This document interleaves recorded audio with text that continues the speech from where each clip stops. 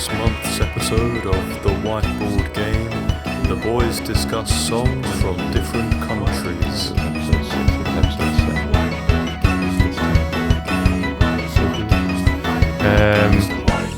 Right, intro. Yes, hello, welcome back. Whiteboard Game, Idio Twin Gang. I'm still Frederick. I'm still Chris. Apparently we're speed running this using very minimal words. Oh, sorry. No, just welcome back. It is, at the time of recording, a warm, pleasant 27th of July.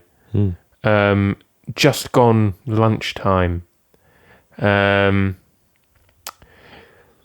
Joe Biden has stepped down from running for the presidency. The Olympics have started in Paris. Liverpool have signed no players.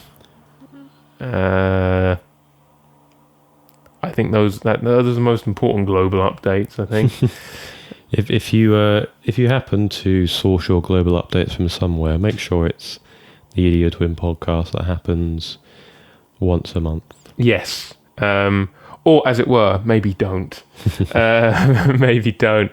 Yeah, so how have you been? We've been good. Chris, what have you been up to? I'm tired. I've been doing a lot of things. I'm involved quite a bit in my local church. And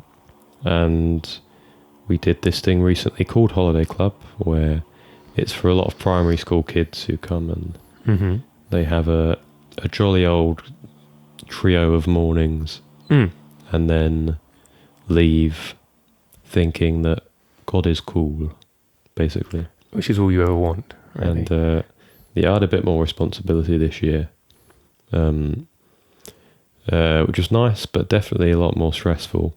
And it was very lovely. Very much enjoyed it. It's I was trying to think of what I've mentioned to you before and what I wanted to mention. I think it's something I find very rewarding. I think when you put a lot of effort into something and it culminates, maybe is the right word. It's very satisfying. And I think on top of that, having more responsibility meant that I had a better sense of purpose. Yes. Which I think is also probably something that we've spoken about together, about fears. One of mine is purposelessness. Strap in, guys. I'm not going to go deep on it. I just, it's nice to feel purpose. Of course. And this was a very fine example of that. So, well, I think what you're describing is something where you can quite outwardly see whether what you're doing is worth it as well, depending on the satisfaction of the customer, i.e. the kids in question, right? It's quite easy to tell whether they're enjoying something or not. So if you see them smiling, I imagine that's quite a good feeling. You're halfway there, probably, yeah. So yeah, I mean, I've always enjoyed helping there. It's a good vibe, and just good people. Really, a lot of the other volunteers are very helpful, and just lovely people. Like you have so many nice conversations, and working with these sort of people as well is so much more gratifying than working with people who you don't want to work with. And I think in some ways I'm lucky to have that experience. I know a lot of people don't. That's what I was going to say. Many people get trapped into that. It's a working environment that they're not enthused by, and the people don't help. Where it's just, hi, yeah, happy Monday, yeah, nice weather. Have a nice day. Yeah. You want it when? That's the name might be Giant's lyric. Sorry, moved on to the music bit a bit too quickly. All right, then. Well, let's start. But yeah, I mean, I think that's most of what I wanted to say. If I do badly in this game, that's my excuse. I'm tired. Anyways. If I do badly in this game, what does that say about me? Is the question. What does that say about me? Yeah. Well, how have you been in any ways? Yeah, I'm okay. What's been going on? Family affair. Not literally affairs, but that's a song, isn't it? I'm glad. It's a family affair.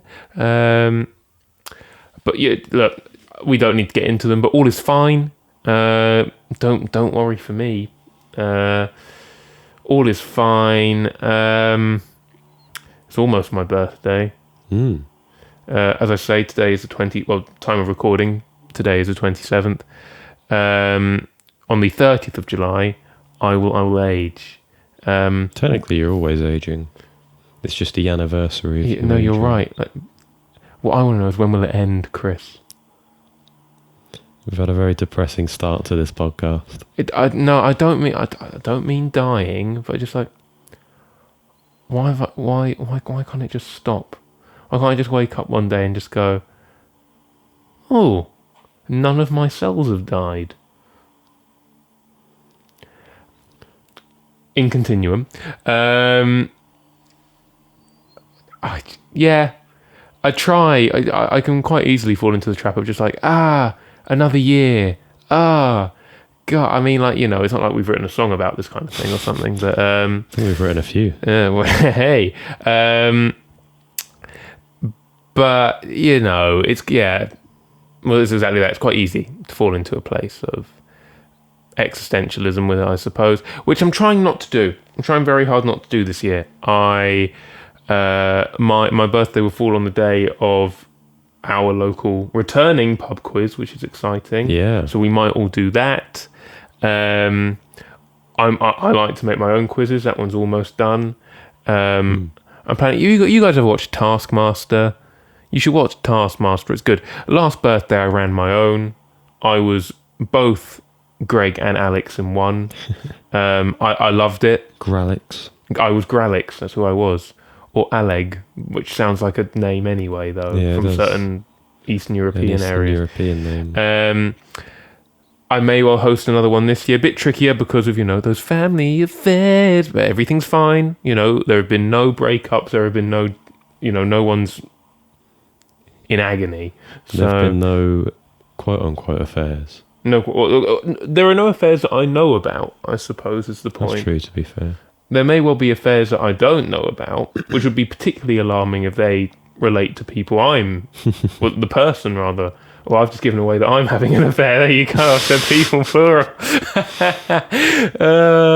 Didn't want it to come out this way. Yeah, I mean, look, no one needs to know about me and Sandra. Oh, damn. No. Yes, we might do that again. That will be a laugh. We've just had a gig at the Hope and Anchor. That was good. That was pretty good. Yeah. How am I going to word this? I want to say most of the people we played alongside turned out to be swell. It's how I'm going to word we had nice conversations with people. Fred's a bit salty that one of the acts said that they were going to stay for our set and then didn't. Well, look, it's not. I don't think it's unjustified bitterness. Say if I was throwing a birthday party, and you know, someone said to me, "Oh, you've invited me to your birthday party," because of course, when you're playing music, any audience member is invited to watch your music, right? So, you've invited me to your birthday party. I'll so be there. Thank you, and I'll bring all my friends, and we'll make sure it's a wonderful day because it's about you, and we're going to be there to give you the best birthday possible.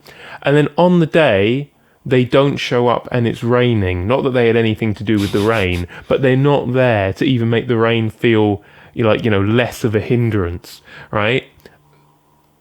I think that as a metaphor works. It may be slightly hyperbolic, but I see what you're saying. No, look, I think it's just a general life thing. It's don't tell someone you're going to help them out with something and then not. If I need help putting up a wardrobe and someone says, I'm going to help you put up that wardrobe, and they don't come along to put up the wardrobe, I'm going to be equally frustrated as I am with this, right? Yeah. You've made my day a lot harder, and I'm actually finishing the day with an air of resentment rather than joy because you didn't help me. But again, I'm not going to dwell on them because I'm not bitter. I have moved on. It's just, it's interesting to, as you do independent music. Well, I am anyway. We've spoken about it before. The positives do linger longer than the negatives, but I can't help but have a catalogue of things that have happened either way somewhere in my mind, because that's how memory works. I can remember, oh, this act did that, or this person said this, or that night was scuppered because that happened. But on the other hand, as I said, there was lunchtime heroes. Yeah. Who were... Shout out. They were a joy. They were an absolute joy musically and socially. So it's all you could want from another act and a gig, so... That's it. Very nice. And we've got another gig coming up on the 2nd of August. At the Syndicum Social on the 2nd of August. Yes. I presume by the time you hear this, that jingle would have been out. I think I might upload it today. I think it's a good shout. Okay. I think it's a really good shout. Cool. And then I'll do a music of the week tomorrow. Yeah. Which I have recorded. I just need to splice it. Yes, we're back at the Syndicum Social just after the start of next month, which is August at the time of recording.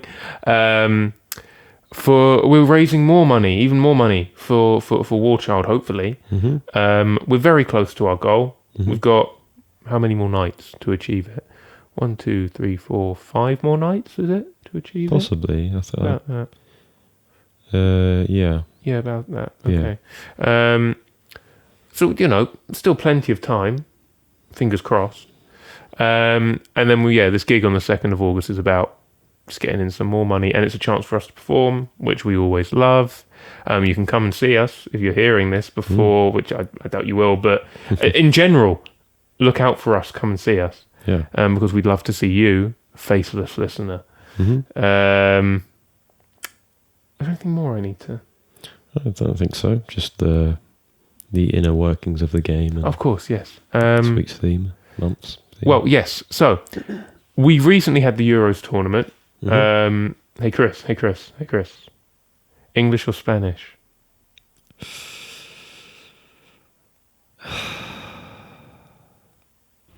What, who won? He moved first, guys. He moved first. You know what that means. Well, we know who won, unfortunately. They probably deserved it, Spain. Absolutely. But listen, I don't mind it because I'd say historically that makes it equal. Like, back in the days of Queen Elizabeth I and the Spanish Armada and that, I'd say we won that round.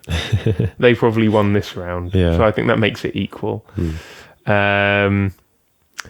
But in honour of that, the Euros, you had the Copa America as well, which is South America, or the Americas rather, equivalent of the Euros. And now the Olympics. And now the Olympics in France as well.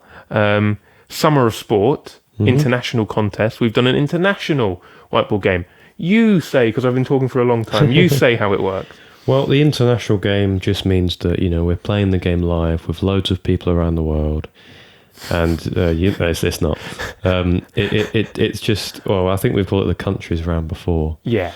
And we have 10 extracts as we usually do, about 30 to 40-ish seconds in length.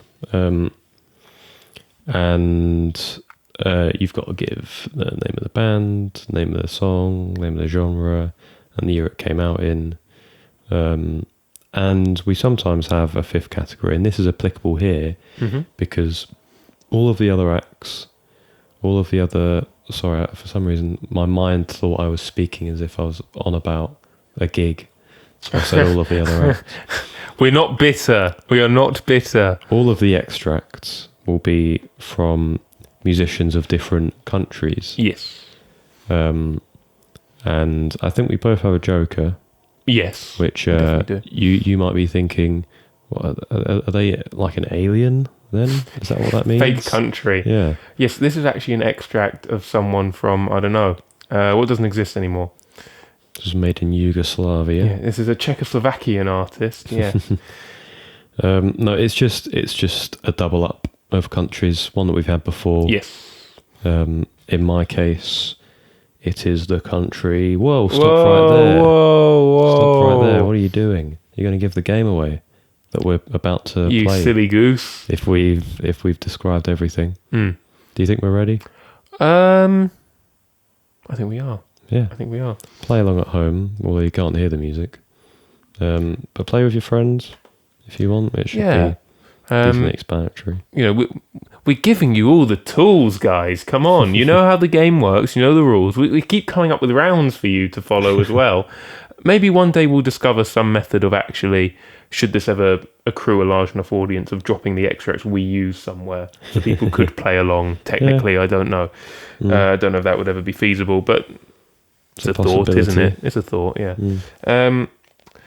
So the person who went first. I went first. You went first before. So he's putting me on the spot. Right. So this is my answer for Chris's first extract. I thought vocally, this is very reminiscent of some boys from Mersey. Okay. The boys from Mersey. And it could just be someone from another nation who has a bit of an accent that I've misplaced. But I think it wouldn't be a silly assumption to say that in a country's round you put one artist from England in. Mm-hmm. I've gone for one of the 4 boys from Mersey. That makes sense. I said, okay, that means it's wrong, but he approves of my logic, so that's fair enough. For some reason, I thought you were on about the Stone Roses. For some reason, are they Mersey or Manchester? they made a song called Mersey Paradise. That's probably where my mind went when you said it. But I said George Harrison, the guitarist from that band from Mersey. You know the one. I said it sounded like he was saying Mystique. I wasn't too sure.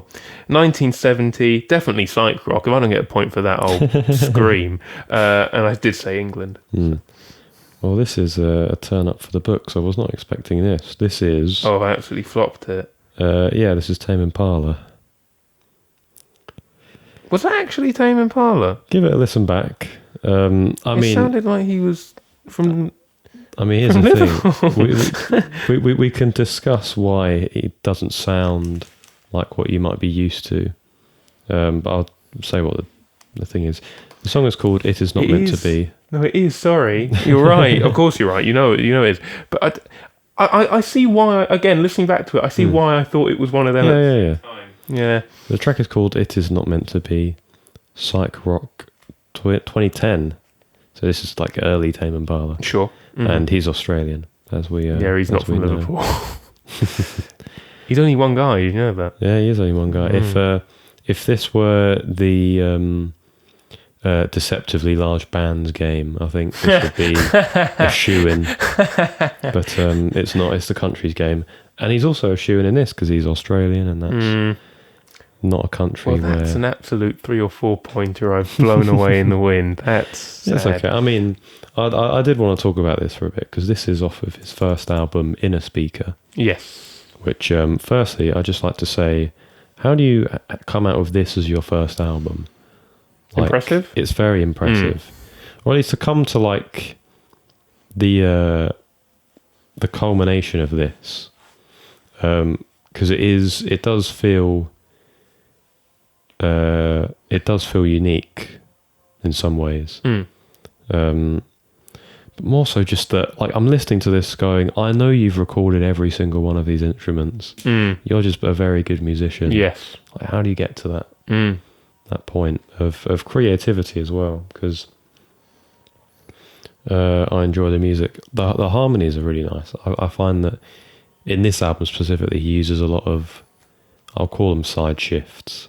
It's more sort of modal, because he'll use major 1 and then major 2,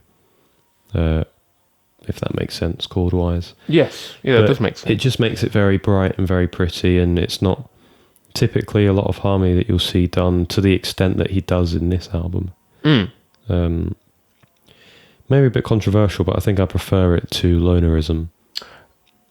I suppose I'm not as clued in to Tame Impala to determine whether that is heavily controversial. I think a lot of people prefer Lonerism. When it comes to like his first 2 albums are very like evidently psych rock. It's only when you get to Currents where you think, okay, this is, there's more synth pop sort of going on here. Definitely. Yeah. And it's especially nowadays, with his more recent stuff, which is a lot more poppy. Tame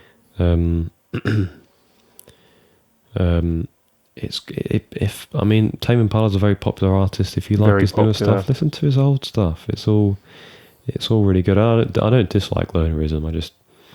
I've been listening to Inner Speaker a lot recently. Okay. You just felt compelled to return to it? I just ended. I think I guess it's one of those ones where you end up coming back to it once, and then you think, "Oh, I'd quite like to listen to this a lot more," and then it just doesn't stop. He played at Glastonbury recently, and to be fair, he did. Didn't he show up as a support for Dua Lipa? He was a support for Dua Lipa, I think. Yeah. But I mean, all I'm saying is, if he had his own one, we know he'd be doing his more recent stuff. But yes, Kevin, mate, stick in some of your old stuff because it is nice. Work it in. I'll give you a very short, amusing anecdote about that Glastonbury appearance. In that, my girlfriend's father watched the Glastonbury show. You know him, of course. Yeah. Nice man. Very nice man. I feel obliged to say that. I would never use the word opinionated, but I would say he knows his own mind, sort of thing.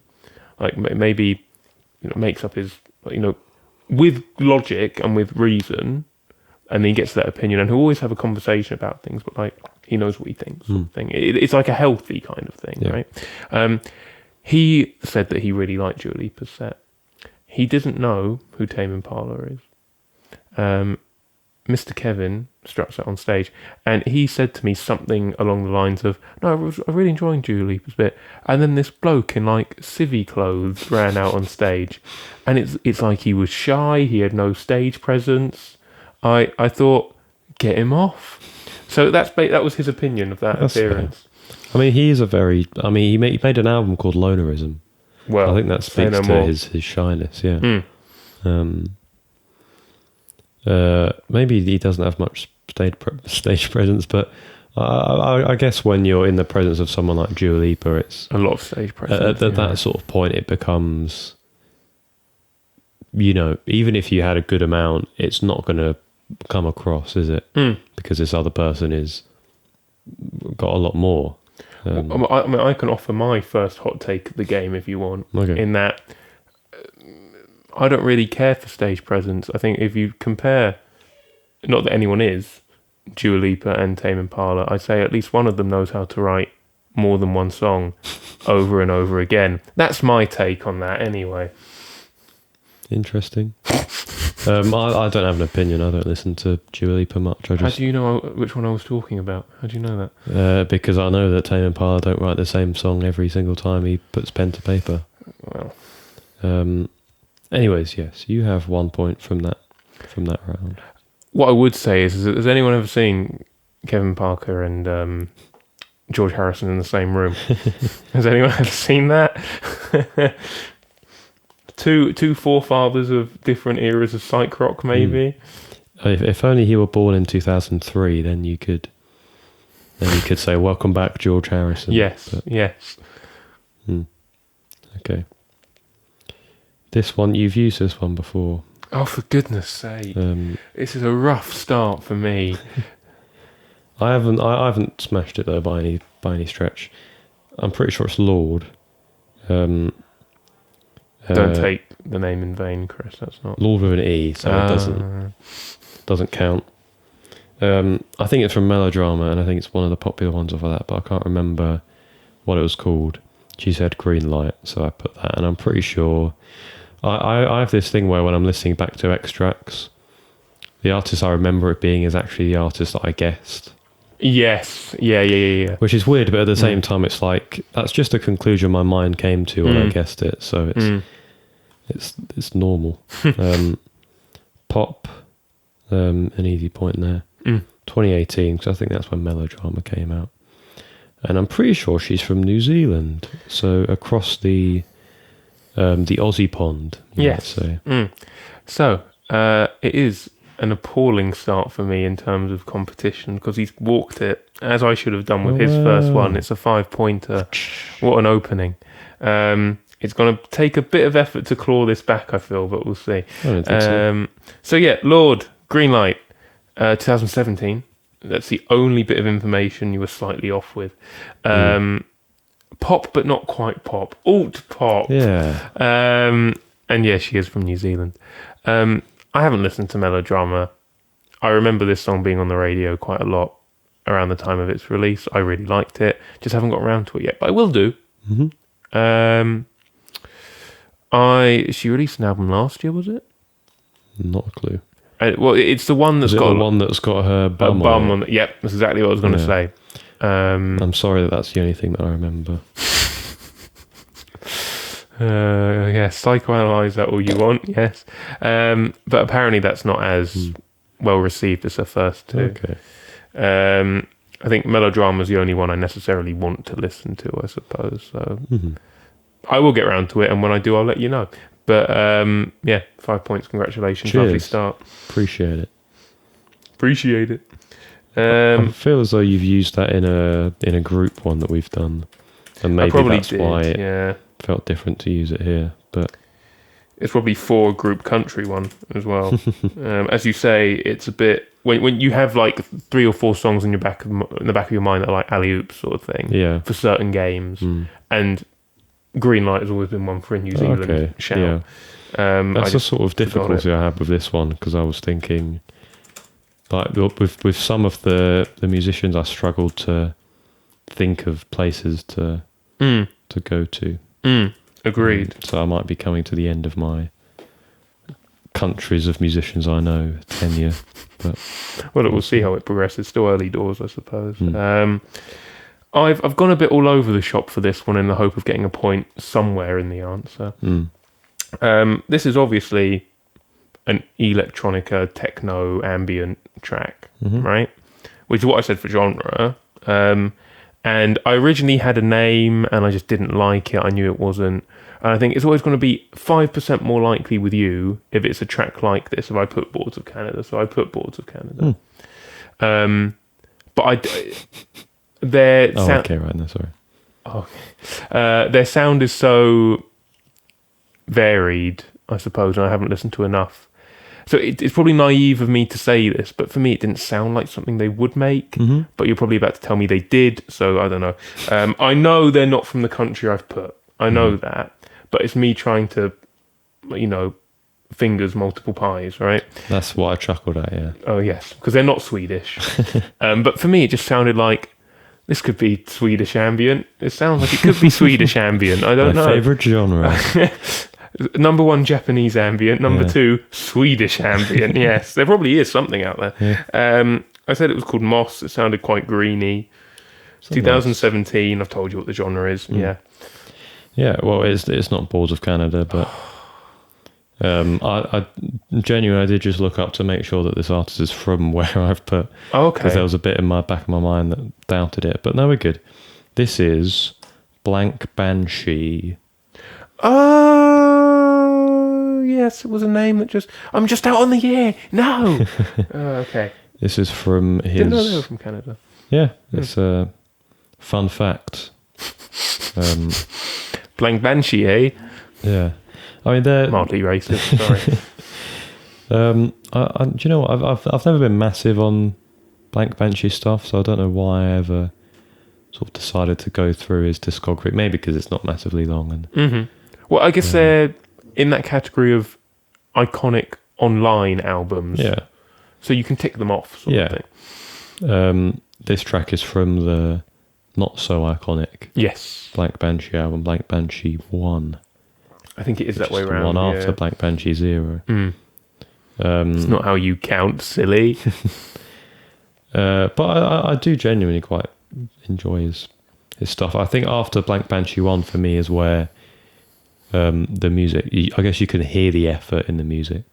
I think with Blank Banshee 0, like it's fun and it goes in a lot of different directions and it's nice, but I think there's some tracks which you feel like more could be going on, if that makes sense. Like more effort can be dedicated to it.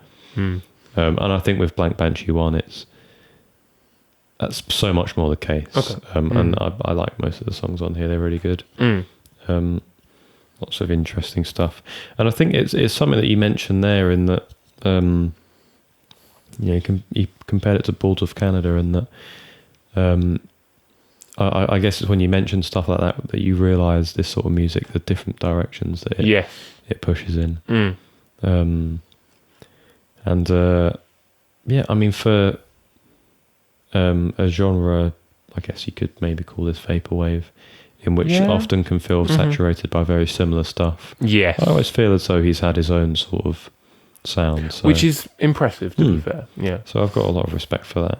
And I think albums like this breach the vapor trap, sort of quotation marks. Because again, it feels like it goes in a lot of different directions.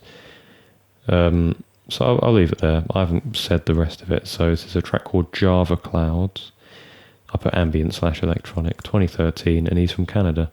There you go. No idea. No idea. Interesting stuff. I think you're just out on the year. Just, unfortunately. So you'll get a point for genre only. Trend is starting up. Could be the first ever 10-point game, probably the lowest score ever. Who knows? One thing I will say is you mentioning Vapor Trap, the rabbit hole of like 2015 onwards electronic genres is ludicrous. There are so many things, and like if you don't know the words for it and someone presents a thing and they go, "This is a completely different genre," and you listen to it and you go, "No, it's not. They sound the same." And then someone goes, "Well, no, that first one was synthwave and this one is dream punk." Is it? I don't know. Yeah. I find that really interesting how many have just exploded out of nowhere. I think it's interesting how people generally will either prefer it to be super specific or not specific at all. We I think we usually end up on the latter, as you can probably tell from our answers. But, anyways, your second one. This was a fun little one. Yeah, that's a good word. I was trying to point the vocalist because I felt like I'd heard them before and I couldn't tell. And I've ended up settling on someone who I've only heard one song from, Temperex. Because I know you've listened to I think this is called Care, the album. Don't know if it's an album or an EP, I can't remember. It's not very long. I don't remember it being, but I know you've listened to it. It's basically the extent of that sentence. Yes. I guess the track was called Tonight. I have no reason. Well, I think you said Tonight, actually, which is why I did that. I said chiptune. I haven't said that word in a while, and I'm glad I've been able to here. Yeah. Slash indie pop. 2018, and I don't know if he's from the USA. I think maybe. So I put the USA. I presume that maybe a USA answer would show up, maybe from you somewhere. So that's what I've gone for. I'm gonna have to give you 1 point for this one, Chris. Here's what it is. That 5 point is going to be a big difference maker in this game. I don't think it's going to come back. I'm afraid I've YouTubed you. I'm very sorry. It's someone called Totomori. They're Swedish. They are actually Swedish this time. Oh, okay. It's not a loose guess I've just thrown out there. It's called Another Mind. Released this year. That's cool. I said Indie-tronica, chiptune and indie pop are definitely valid. Cheers. I'm not going to do, because I think it would end up being my second rant about Temperex on a podcast. I'm not going to waste more breath. I didn't enjoy it. But I actually don't have much to say about this. Apart from, I'll echo what you said, it's quite a fun album. It's quite fun. Okay. I think there's a lot of video game influence, especially towards the second half of it. Because I think the titles are about like defeating some evil being or something, and then you win at the end, sort of thing. But yeah, it's fun if you want a random electronic recommendation. It's not the best thing I've ever listened to, but it's fun. That is all I have to say. That is 1 point. Thank you. Yeah, I think I put Sweden as a guess for that one to start with, and then went against it because I didn't want to have a hodgepodge of an answer for some reason. Oh, listen. That's probably the ones that you got to go for, really. I've still got, another 8 answers to get through, and let me tell you, we got some hodgepodgery going on at points. That's a fun word. Yeah, I've just trademarked that. Hodgepodgery.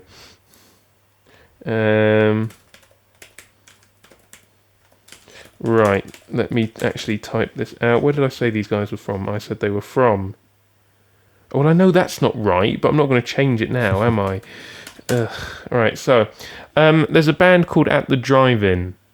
I don't know if you know them. I put it with that okay means it's not them either way, but I don't know them very well, but I think they, from what I have picked up from various sources, this might be similar to their sound. I don't know. I thought you said Let It Be, which is, it's like that song from that band from Mersey, isn't it? Which is a coincidence. You know the one. Sing along if you know. I said 2007. It's got that sort of like White Stripes era feel to it. I said post-punk or garage rock. And I have said Australia, but I know that's probably false now. But anyway, we'll see. This, let's see how many points you got. You've got... I'm going to give you 1 point. Oh, okay. It's going to be... oh dear, this could be a bad one. Okay. This is by, I'm not sure if you heard of this band. It's by a band called Refused. I have not heard of Refused. I've never heard of Refused. They're a Swedish band, a Swedish hardcore. Maybe, hardcore. Maybe for 98 it might be post-hardcore. My mind when it comes to hardcore is muddled. I don't really listen to it. Sure. Although I do realise now that it does say post-hardcore on that awful website we use. So. Fair enough. And I'm just sort of realising that the band who played first at the Open Anchor, when I said that it was sort of metal, were probably more hardcore. I agree. Because when you said metal, I was like, I can call it, but in the back of my mind, there's something going, this isn't metal. There's something else going on here. It's too rocky for it to be metal. We'll talk about metal a bit later. The song's called Summer Holidays versus Punk Routine. It's off of an album of theirs called The Shape of Punk to Come. Yes, it seems to be the most popular one. Yeah, I think it's quite a popular album within the genre. I said punk/hardcore. I'll give you post-punk, I think. That's kind. There's enough post-punk vibe there to give you that. And as I say, 98, and they're from Sweden. I don't have much to say. They're a band that I came across when I genuinely typed into Google bands from interesting countries. I've done that a bit at points, yeah. And I'd heard of them before because I've heard of the album that this is off of. Yeah, similarly. Mainly because I've probably mentioned it to you before. There's a guy on YouTube who makes Minecraft banners of different albums. Ah, good. And he did one of The Shape of Punk to Come. And that's where I remembered it from, and I thought, I can chuck that in. It was one of the later editions, but it's all right. As I say, I'm not really into hardcore. Similarly, it's not my thing. Or anything. I guess maybe for us it might be a gateway to metal in some ways. Possibly, vocally wise, but I guess emo does the same sort of thing, really. Well, you get the screamo, sort of stuff. But I can only take so much of that. I need more. Yeah. I need more emo. I can have a bit of screamo, but I need more emo than screamo. Yeah, right? I feel that. That was very eloquently put. Thank you. But yeah, no, I'll leave it there. I don't have much more to say. 1 point. 1 point for you, yeah. Summer Holidays versus Punk Routine is a intriguing. It's an intriguing title, especially that the words in both sides of it are joined together. Sweden's shown up 3 times as well. Don't know what that means. They have, yeah. Well, just you wait. It's ominous. One thing I want to say is that I found that when I looked at the lyrics, they were quite, I guess, bluntishly written, but I think it works with his vocal delivery. I guess maybe that's an element of some albums from that genre. Is that fair to say? I think you could probably say that, yeah. Like it's there's a topic there and it's cool, but I found that lyric wise, when you look at it and you think, if I'm singing this, it might feel a bit weird, but I think it does work with the music. Yeah, I think it's a stylistic thing. Yeah, in certain genres it wouldn't really work, but it does work in hardcore. But anyways, the next one. This is the Motivational Lizard song. Correct me if I'm wrong. Lizard. Have you not seen that? Or is it like the Motivational Gecko or something like that? Is this an internet thing? Yeah, it's a meme. It's like a really poorly drawn lizard, and they start playing this song, and he says just very uninspiring words like "You've got this." Okay. Don't give up now, or something like that. It's I very haven't funny. seen that. No. It's very good. I can't remember who it's by, but I put M83 because I thought it might be them. I think I initially put M814 because I couldn't remember the name of them. You got mixed up with 2814. Yeah, and I mean M83 might even not be their name, but I have no idea. I think they've got a song on the new FIFA game, which is pretty cool. It wouldn't surprise me. FIFA-y sound. I didn't realise they were still bringing out a lot of music, which is cool. City Lights. I don't know if he said that. Pop 2012. We're carrying on the Sweden train. There, that's why he said it. I Okay. said Sweden. I'm gonna give you. What am I gonna give you? Oh, I'm definitely giving you 2. Am I giving you 3? Ooh. Is the question. This could be interesting. Am I giving you 3?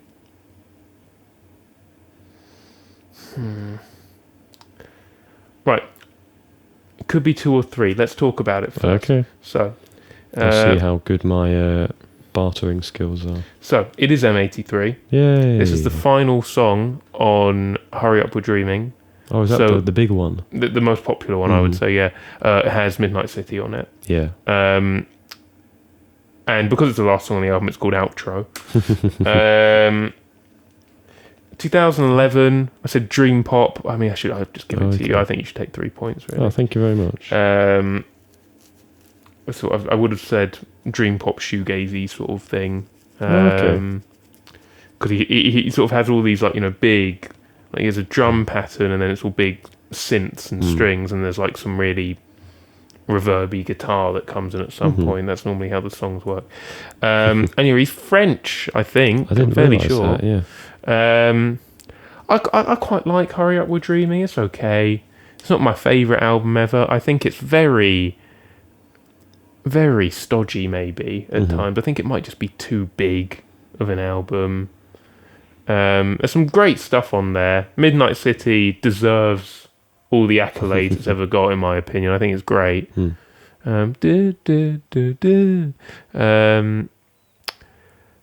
I think for me it's just a bit too long, and I think there's only so much of this kind of maximalist dream pop, whatever you want to call it, sound before it all starts to sound a bit too similar to each other.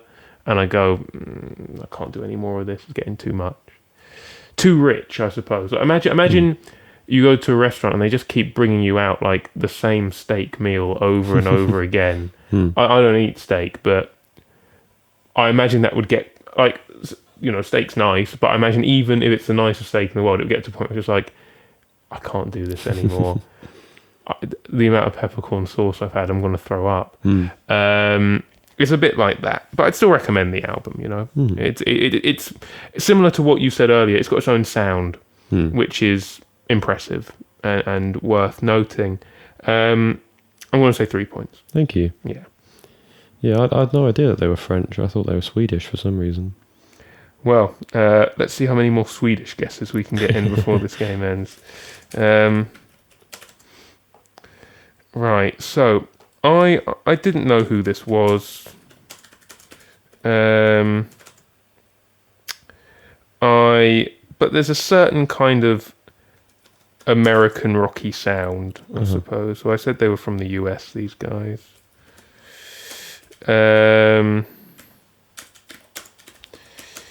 Be with you 1 second. There you go. Okay, so I know this is wrong, and I know the time period is completely out, but just for a laugh, it's not really. I put the Ramones. No, it's not the Ramones. Just What I Needed, 1993, alt rock, pop rock, the United States of America. Oh. Well, if you stuck to the time period of the Ramones, you'd probably be closer. This is... Have you watched the recent episode of Chris's Tunes? You know I don't watch that rubbish. Of course I have. Yeah, of course I have. Oh This no, is- it's the this is- Cars. It's the Cars, yeah. No! Why? But you are right with the country, which I think is your first one, so onwards and I upwards. think it's your first one. Onwards and upwards. Shut up. I picked the Chris's Tunes. All right. All right. All right. Yeah, it's called Just What I Needed. You got that right as well, so well done. And I'll give you alt rock as well. So I think that's your highest so far. No, I'm joking. Most competitive whiteboard game to date. Yeah, no, I mean, I'd probably say what I said on Chris's Tunes. I genuinely had never heard of the Cars before it popped up on the 1001 Albums generator, which is probably very uncultured. But Dad likes them. he's a band I would have presumed that your dad would enjoy. Yeah. My dad really likes their song "My Best Friend's Girl."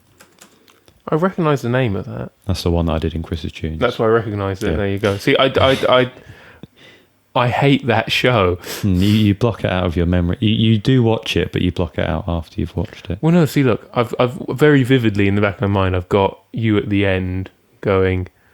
I can't remember exactly what you say, but I've got your facial expression blurred into my brain. There Just will staring. always be a next time. Yeah, just staring down the camera.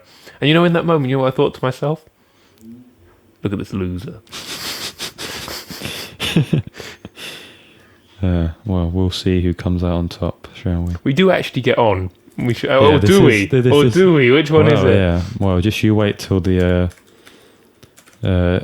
music of the week versus Chris's Tunes plot arc comes to the end. Look, it just keeps taking on another chapter. Keeps getting more intense. You're never going to see it coming. Yeah, no, the Cars, they're good. I like them. I'm just going to echo what I said in my Chris's Tunes, in that I think when I listened to that album, it was like, you know, it feels of its time, but very ahead of its time at the same time. And that's very cool. You didn't see the face. You didn't see the face.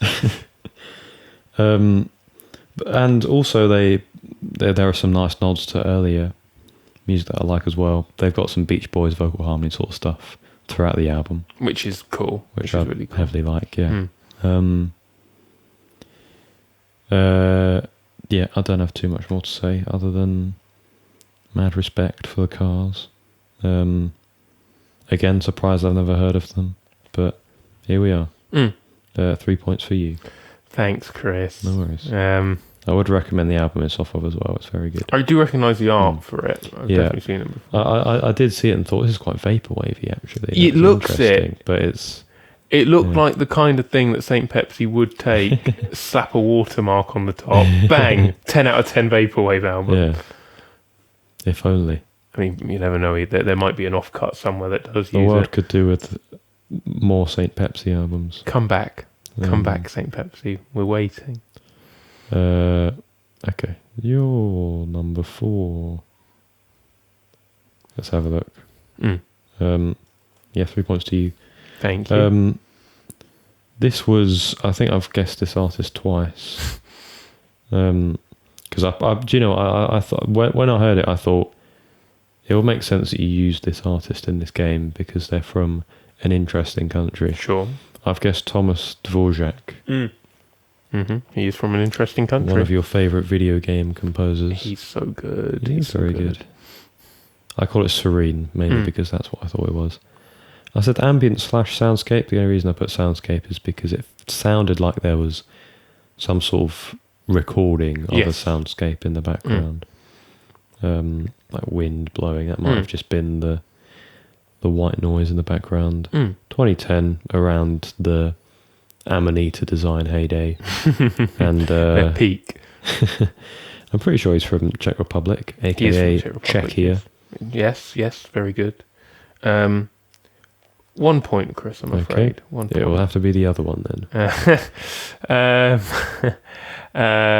Yeah, he's actually from Czechoslovakia. Get it right? No, doesn't exist anymore, guys. Doesn't exist. Did you know that? Did you know that? Did I? That's what I'm telling them, man.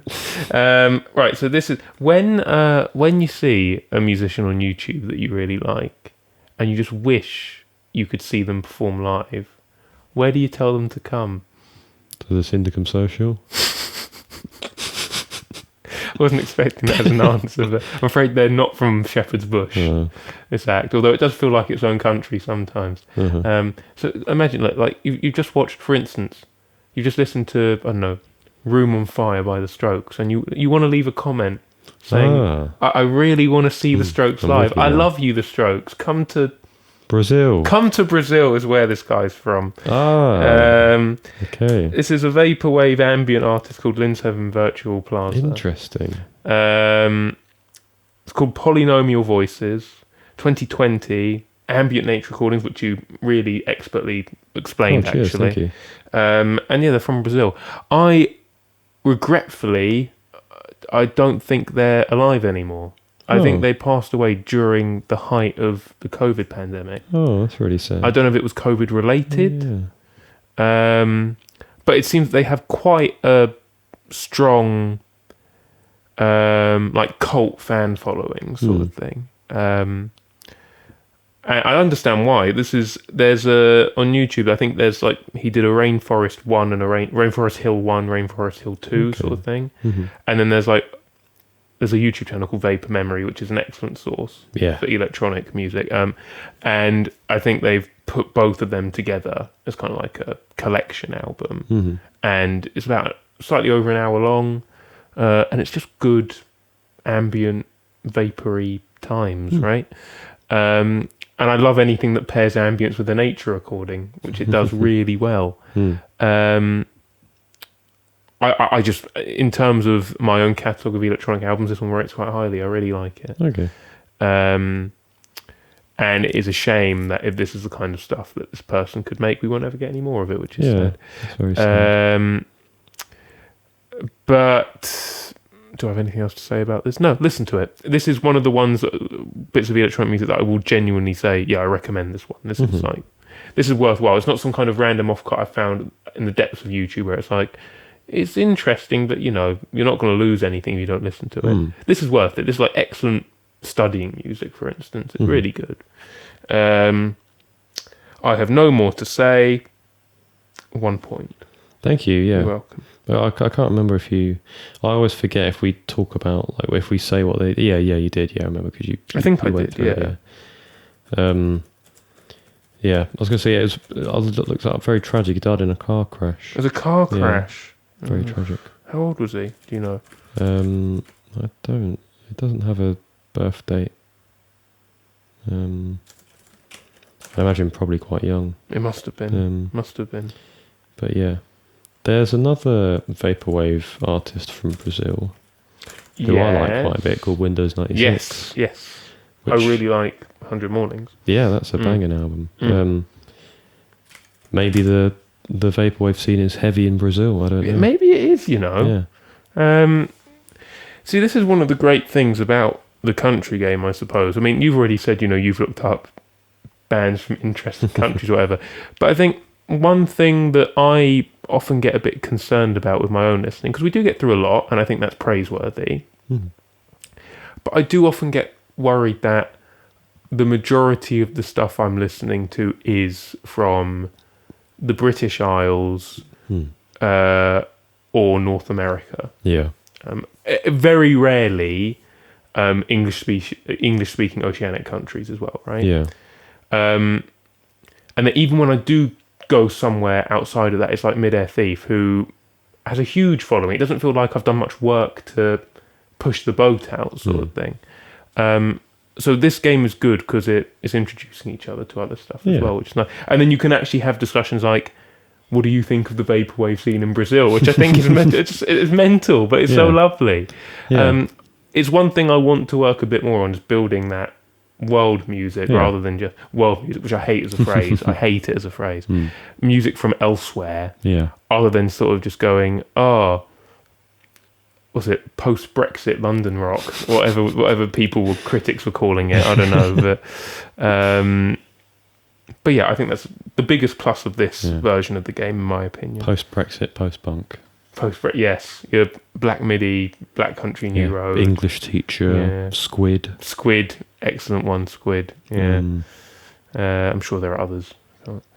Can't think of any at the moment. Right.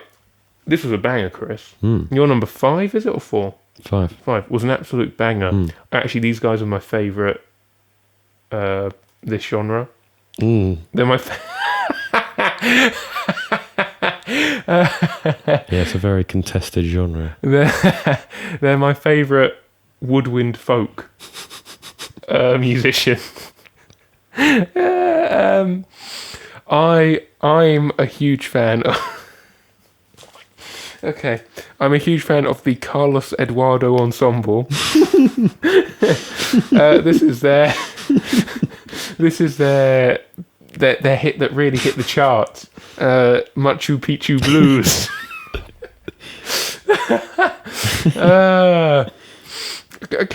It's given me really clammy hands, this joke. I think I know it's amusing, but I feel a bit of guilt with it. Like, is this a okay joke? I don't know. 1977.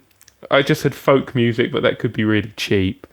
Peru, because they like panpipes and things over there.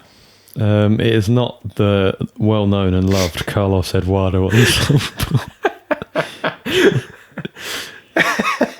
It is. Oh dear. Well, let me do this this charade that hasn't been done on this game before. If you were to ask an artist to perform somewhere, where might you want them to perform? No. Come to Brazil. Yeah. No. Come to Brazil. No. Hermeto Pascoal. It's definitely not how you say his name. But we've had back-to-back Brazil. That's actually really cool. Which is very cool. Really... That's what I'm saying. The things you discover. The Brazil scene popping off. Yeah.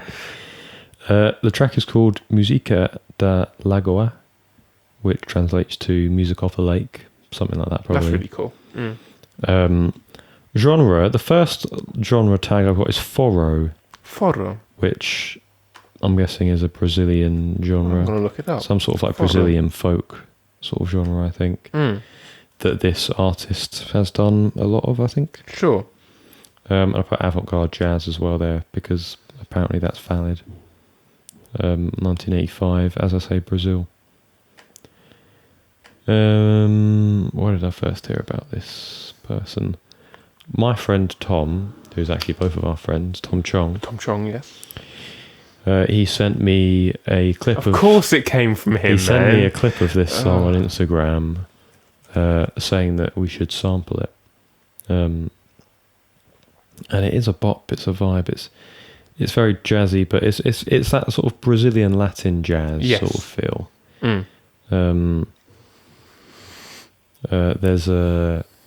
remember there was a lo-fi song that I really liked by this guy called Lo-Fi Coffee, I think. Lo-Fi Coffee. And it was called... This has been one of the most chaotic answers I think we've ever had. I think it was called Trem da Cocordova. Okay. Which I think is a place in Brazil. And I think they're from Brazil. And it was a chill lo-fi track, but it had the Brazilian Latin vibes, especially with jazz.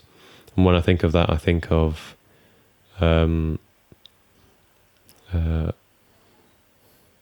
sharp 5/7 chords. Yeah, sure. I think. Yeah. Because I remember at uni I did a. That sounds jazzy. Anyway. I did a jazz piece, and I remember using that chord because basically what our lecturer said to do was to look up a jazz standard, copy and paste the chords, change them up a little bit, and then build something off of that, which is what I did. And one of the pieces I used, I can't remember what it was, but they used a sharp 5/7 chord. Cool. And it felt very, I don't know if Latin's actually the right word, but Brazilian. Yes. Anyways, yeah, I'm not too clued up on Hermeto Pascual. I think he's got a decent following. I know more about He's the decently popular. Carlos Eduardo ensemble anyway. But yeah. I mean, different sides of South America. Tell me about it. There's a really nice accompanying video to this because I'm pretty sure the audio is ripped straight from a camera. Oh my goodness! That they must have recorded the video with, because it's got the guy Hermeto Pascual and some other musicians, and they've got that's all like glasses when you got water in them and you're blowing on them. Oh, that's all those sort of sounds, and it's quite funny because the harmony people are there with like one or two bottles, and he's doing the main melody, so he's got three, and he's sort of going do do do do do do. It's very amusing to see him do it. That sounds really cool. Well, avant-garde, as you said, definitely. It's a really fun video, and then there's the point where he gets the flute and he starts playing it. Cool. And there's a funny bit where he goes, you know what, I'm gonna drop underwater with my flute and then blow it out and see what sounds I get. And that's interesting. That's really interesting. It's the sort of thing I'd imagine my friend Freddie would like a lot, because he likes a lot of music from elsewhere. Sure. A more politically correct world music. But yeah, I'd highly encourage you to watch the video on YouTube. It's a very interesting and satisfying watch. I think he's albino. Oh my goodness! Pascual, okay, which is pretty cool, pretty fascinating. And yeah, it's just a fun one. It's one which takes you out of your westernized sphere, which you can get trapped in, and it enters a westernized. A wetland sphere.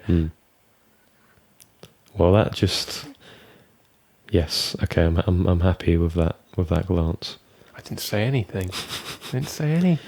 Okay, I will give you. I didn't say anything. Yes, hang on.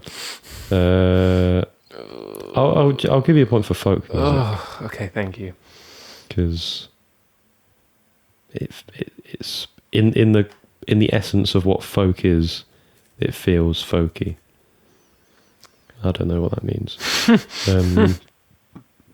Your next one was a metal one. Yeah. Which was interesting. And because we know how much metal I listen to. You listen to loads of metal, yeah. But what I found out when looking up this game was a very popular band I know. The members are from the band is American, but the members are all from a certain country. Sure. I'm guessing you've heard of System of a Down. Yeah. Very popular. I don't think they do this sort of this heavy metal sort of stuff. Maybe they might do, but I know a lot of their stuff is quite heavy. I guessed their most popular song, Chop Suey. Yeah. And yeah, but heavy metal / thrash metal is 2003. Feels like around that sort of time-ish. All of the members are, interestingly, Armenian. Yes, I think you're right, yeah. But they're an American band because they met in America. So I said Armenia in brackets if you're counting that. I think that's fair. It's not that I'm not counting it, it's just that they're not from Armenia, unfortunately. It's incorrect. Yeah. I'm going to give you a point. Cheers. 1 point. Now, I had a bit of a struggle actually figuring out, because I remember seeing this album artwork over social media for a bit recently, because it's like for a while, a lot of people saying, oh, this is currently album of the year sort of thing. It's a really good release. So it's this year, obviously, that's given that away. Okay. And I thought it was a very straightforward what country it's from. So I actually put 2 countries because I don't know which one's the more correct option. Well, they're like a trans country, transnational band. Well, the person, like when you look them up, is from China. But everything is in Greek. Oh. The lyrics, the songs, the band title is all Greek. So I don't know if they were born in China and moved to Greece. I don't know how often that, as a transmigration, occurs. But now, I've been sent confirmation from my mother. That's why I checked my phone earlier on how to actually pronounce this, so I can read it on a podcast. Because I am half Greek Cypriot. So I know that they're called like hoplites, right? Or the hoplites. Hoplites, as the British like to call Well, no, them. I think the hoplites must be a people. It must be some kind of ancient Okay. empire. I don't know. And that I think. All right, here we go. It's called Minin Eithi Thea Baramenomeni Emu. Nice. Which you got a point for, actually, so well done. You said exactly that, which is really impressive. It was an inspired guess. It was that's one way to put it, yeah. Let me, because Mum and I, using native tongue, tried to translate this last night, and we couldn't actually properly figure it out. So she just advised me, which I haven't actually yet done, to just Google it. So I'm going to do it now. And Google says that this means, I mean, we both know because you get the word thea in there, which is like goddess, right? Yeah. Like theo, if you got an O on the end, is god, male, which is why if you're called Theodore, like of God, sort of thing. But Google says it's stay, oh God, stay with me, apparently. But Google's never that reliable, I suppose. I don't listen to much metal. In fact, I'd probably listen to maybe like 1.5 albums in my life of metal. It just doesn't necessarily appeal to me. I don't like all the good impersonation, yeah. I don't necessarily mind all the guitar stuff, whatever, and you get some really beautiful moments that come out of it sometimes, right? But it's the vocal stuff I find a bit... I get that. As a limiter, you know? And there was a comment on this, which is the opening track of this album, which I don't know if you remember in the extra I've given you. There's like this short bit at the start, which is like a completely different song. And one of the top comments was something like, "Oh, what I would give for one whole song of just those first 20 seconds or something," because that's like a folky sort of thing going on, and it's a bit cool. It's a bit different. It feels like cultish behaviour, but in a enchanting way. Yeah. Will I sit down and listen to this whole album? Maybe now that I've had to, not had to, but that I've listened to about 50% of the first track, I might do, just to know. Okay. It sounds like Black Midi, but more violent, because a saxophone comes in and chokes to death about 5 times, and he's screaming something in Greek. So, if anything, it should remind me of home. So, after all of that, for your thrash metal shout, because you get the... Yeah, that's what came to mind. Exactly. Yeah. I'm going to give you a point. Thank you. Yeah, I think that's...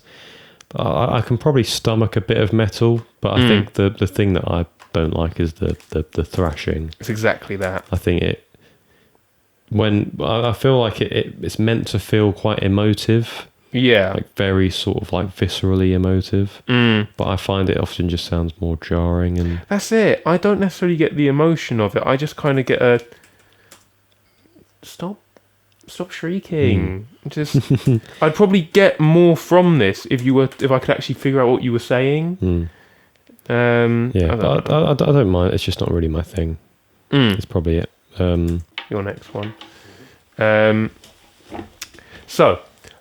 this is another electronic number, but it sounds like it's from an older electronic school than one you've used earlier, for instance. There is a German electronic composer called Klaus Scholze, but that's like Berlin school, like old school synthy stuff, which I didn't necessarily think it was. So I've gone for a safer option, which I don't believe is right, but I've said it's good old Mort. Which I don't necessarily agree with, unless it's another album you've listened to, which maybe you have. I don't know. But isn't he Canadian? I don't know where he's from, actually. Canadian. That means it's not him. Good. Okay, so he's Canadian. You're right. You didn't know that. I said it was Escape. Why have I written Soundscape? Right, let me edit this. That's not what my answer is. That's a very why. I mean, it's not right. You might as well leave it. Oh, thanks. It's very funny. Okay, I'll write what I actually did, and then in Escapes brackets the I'll put what I did. So, what I actually wrote was "escape the spaceship," but I've kept the soundscape there so we never forget this funny moment. Now it just looks like a soundscape piece. John Cage offcut. Yeah. I said 1980. I said progressive electronic. I'm hoping that's fair. Yeah. I said Germany because even though I haven't put Klaus Scholze, who I do know about, it sounds like it could be from that German school of electronic music. I don't know. Cool. Well, I was very amused when you put progressive electronic because that's literally what I thought this Come on, sort of stuff was when I first vamos. listened to it. It reminds me a lot of Tangerine Dream. Yeah. This is someone you may have heard of called Jean-Michel Jarre. Yes. No, it's not Aha. It's Jean-Michel Jarre. I'll be coming for your love, okay. The piece is called Oxygen, which is a very popular... I think the fourth part is a very popular piece, but it's got like an actual album, like 6 parts of Oxygen, which I'm not going to guess well, it might just mean oxygen, I don't know. I hope so. Yeah, progressive electronic. It's like electronic music, but it feels like it's evolving, and in that sense, I guess, feels akin to minimalism in a sense. That's fair. That's a good, good summary. More so than say someone like Mort Garson. Yes. To me, sounds more like symphonic synth, which is totally a genre that I've made up. It might exist, but it makes complete sense. it feels like it encompasses what I think that genre sounds. The same as stuff that I've heard of by Suzanne Shigani as well. Yeah, I recognise that. Yeah. 1976 is when this came out, so in terms of like the dates for electronic music, it's pretty early. It is very early, And he's French, if you couldn't tell from his name. Jean-Michel. I chose the second part because I'm not sure if it was in the actual exam or if it was in a mock, but for Music Tech, one of our exams featured this track and we had to talk and write a bit about it. And when it came, I haven't listened to the whole thing. I want to, and so it's partially why I've used it, because I want to listen to it. It's a Nations Game and it's a French musician. Yeah. And I've had experience with them before. And I'm not massive on it. It is very in some ways you could say maximalist. Yeah. Because there are a lot of sounds going on. Clearly got a good talent for synthesis. Yes. Mr. Jean-Michel Jarre. Mad respect. Big up J.M. Jarre. And I don't have much more to say. I'll give you 2 points by the looks of it. Thank you. Well done for being on the same wavelength as me with progressive electronic. I don't know where I remembered Klaus Scholze from, but I think they might even actually. I'll check for you because I did look him up, and I think it said Mr. Jarre was born. So he's born 1948. Klaus Scholze was born 1947. There you go. So they're different countries, but that same era of early synth, early electronic. Yeah. I suppose I don't know how the rest of that album goes, but I almost put the genre space ambient as well. That's why I put spaceship.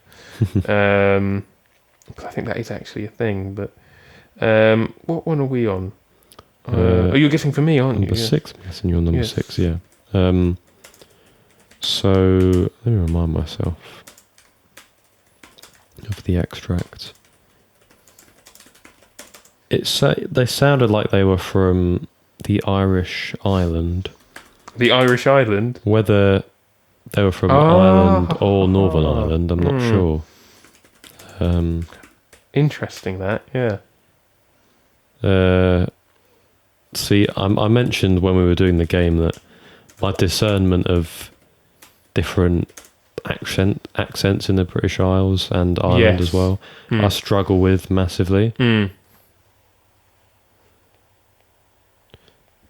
Are you listening now? Is that why you? Yeah, Okay, I'm right. Trying to figure out which side to go for. It might be. Well, to be fair, the band I've put are Northern Irish. Okay. I've put the Undertones. Yes. I don't think it is because they're punk, and this felt more slacker rock, indie rock. If there were an Irish slacker rock band, I guessed it was called Sally's Boneyard. As I say, slacker rock, indie rock. I put 1996. Sure. And don't worry, Chris. I'm sure no one will take this as a political statement. It's with whether I put Northern Ireland or Ireland or not. I never. You know what? It's a conundrum I didn't even realise would come up. Because of course it would come up. Of course. Which one do you go for? I'll leave it as I believe what I put initially. Okay, cool. You did well to do that. It's 2 points. Yes. So they are from the bigger half of Ireland. The tricolour flag Ireland. Oh yes. Yeah. Indie rock is the one I'm agreeing with you on. 2022 this. Oh cool. Are you familiar with a band called Fontaines DC? Yeah. It is them, which is it's given me more motivation to listen to the album it's off of now, because I did quite enjoy this. It's called Jackie Down the Line. I initially put that. There you go. Yeah. Very but yeah, he sounds awfully of where he's from, doesn't he? I'm not gonna. I thought I'd try and go for it there, but then I thought against that, I made a better judgment to not attempt to impersonate his voice. I just quite like it. I don't know much about the band other than that in recent times they've been given a lot of plaudits. I haven't listened to Skinty Fire, which is the album it's off of. Okay. Which seems to be their most renowned release. It's one I want to listen to, I just haven't got to listening to yet. It's a pretty good song. I'll say that. Pretty catchy. Lead singer's kind of handsome, I guess. I don't know. I'm padding for things to say now. Kind of looks all right, you might say. I imagine someone would sort of go, oh yeah, I love Fontaines DC. Name one of their songs. Yeah, I'll say 2 points. Cool. It's part of this game was a lot of me trying to like going through my list of stuff, and whilst I've got things that I could, oh yeah, they're not from the UK or whatever, I can use or England as it were. I can use a song by them. The downside of it is because I haven't actually properly come to listen to them yet, I don't have all that much to say. But it was a good song. I liked it. So cool. Right, this was the one that I was proud of my logic on, whether I'm right or wrong. Whether I'm right or wrong, and through it all. I don't know, sorry. So I'm loving angels instead. Oh, Robbie Williams. Yeah. Fair enough. So yeah, I was proud of my logic here. Whether or not it turns out to be worthwhile, it won't bother me because I'm so proud of it. I don't care. Let me just figure out everything I put. Yes. So I said I'll go backwards. Well, not entirely backwards. I'll do the least interesting things first. I said that I thought it was listen to my plea. I thought that's what she said. Was she the sample? 2012 is what I said. It might be too early. Might be too late. Right. I said Plunderphonics. I said Australia. I said the Avalanches. I see where your logic has taken No, I was so proud. you. And it is very logical, I will Okay. say. But it is actually Nujabes from Japan. It is. I've not put a date here actually. Give me one sec. Let me look up when this came out. You know, I did say I wouldn't be disappointed, but there is part of me that has something's just dawned on me, which is it's not that, you know, I'm still proud of the Logic, but it is Logic that is now yielding not just like it might yield 0 points, in which case I will be a bit disappointed. I mean, that Logic might serve you well continuing the game going forward. Not that. Well, I'd hope you care. It's from 2007. I didn't look that up initially for some reason. Yeah. Mm-hmm. Which I think is after he passed away. I think it is. Yeah. So it's a posthumous release. As I say, it's from Japan. Yes. This track is called After Hanabi, and then in weird hyphen brackets, Listen to My Beats. Listen to my beats. Which is nice. Right. Yeah, hip hop. I put. I'll give you Plunderphonics. You don't have to if you think it's not valid. It's valid enough. Are you doing it just to appease my... There is a certain amount of appeasement there, yes, but... if you think that it is a stretch to get the point, then don't. Don't make me change my mind. Okay, listen. If you are not to get me anything for my birthday, I'll accept what you've done here as valid, because you've been very kind to me. Thank you. Yeah. Well, the title alone is the title alone is very nice and warming. It is because it is how I felt in school. Listen to my beats. I'm not sure if I got it in the bit of the sample, but the track starts off with a lot of fireworks, like a recording of fireworks. I may have. What number is this of yours? Number 7. I may have got that in the sample, but of course it's Nujabes, man. I mean, it could well have been the Avalanches at the same time. I suppose. Well, okay, now I'm listening to it. It could be both, I suppose. You don't get any fireworks, I don't think. No. Okay, I suppose what you might say about the Avalanches is, if it were to evolve a bit more, maybe it might be the Avalanches. Whereas I feel like Nujabes generally, he stays in the groove, doesn't he? Yeah. Which I don't mind. I quite like. It makes for good sort of, not background music, but when something's good, you're allowed to stay in it. Yeah. It's beats in it. Exactly. That's what he says. I've not had. Well, I am feeling as though a Nujabes renaissance for me is coming soon. I'm feeling a light to decent renaissance on this thing. Yeah, because I listened to a bit of his stuff, and I realised just how much I like it, and that I've only really listened to one of his albums, and whilst he's not really an album artist, I could do, I could probably do with listening to most of his songs. I like the stuff that I've heard of him and have done since school, really. So, for me, Ararian Dance and like Love, Sick in brackets are like they're all timers, both of them. I love both of those, which is a very basic Nujabes take to have. I appreciate that. Yeah, but I do love those two tracks. Yeah, I'm very big on Flowers off of Modal Soul. Flowers is good. I just about remember Flowers. Yeah, Flowers is good. That's all you get. That's the only taste you get. This track has the it's almost quintessential to have a slightly out of tune vocal sample in a Nujabes song. Yeah. Which, in fairness, I'm not too sure how much I like so much. I think it works better in. There's some DJ Shadow songs where he has slightly out of tune vocals, and I feel that works a bit better, mainly because I'm thinking of Midnight in a Perfect World mainly. Great. And I'm thinking of that mainly because it's I feel like a lot of Nujabes stuff is more chill. Yeah. Whereas introducing a lot of stuff in there is more dark, I feel. Yeah, I think that's fair. The slightly out of tune vocals, I think, work a bit better there. Whereas in the Najabe stuff, it just sounds like he hasn't tuned it properly, basically. I don't dislike it. I just prefer where it's been used in other places, really. Of course, that's fair.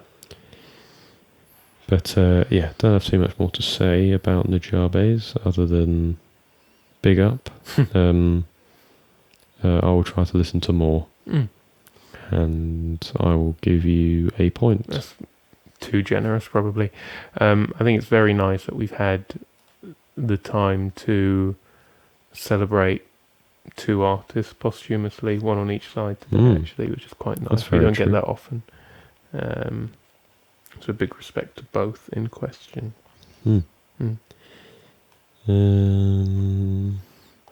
Oh yes, this next one follows on from your 4th extract that I guessed.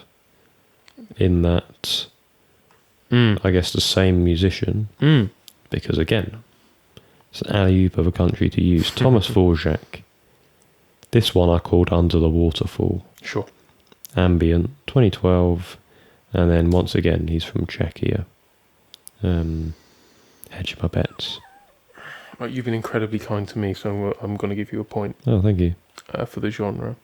Do you remember from Tops the Games Gone By an album called Space 1.8? I think so. Is that Nina Nala Sinefro? That's definitely okay. She's Belgium. There That's very cool. Yeah. Did I say she's Belgium with an M? Flemish.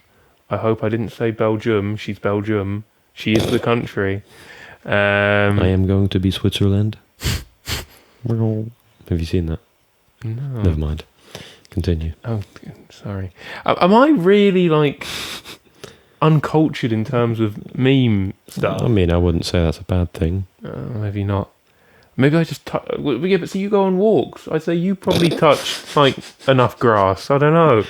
I'm a country boy, mate. I know nothing but grass. What's it? That eerily sounds like I'm a stoner. You heard it here first, guys. Why do you think he's always so relaxed? Just monotone. Yes, Nala Sinefro. This is space 5. There are 8 spaces on space 1.8. This is the 5th space. Cool. 2021. New jazz, but new spelt in that funky way. So, avant-garde jazz, progressive electronic again, but a very different kind. I'll give you ambient. Thank you. Because especially how kind you were to me. Cheers. Belgium. So being kind has its benefits. It definitely does. Definitely does. To be kind. Although right? we'd be equal either way. But Probably. anyways. Yeah. we feel less like losers, I suppose. It's nice to share a winning mentality. Yeah. There is sun coming directly off a window pane from a house opposite my bedroom.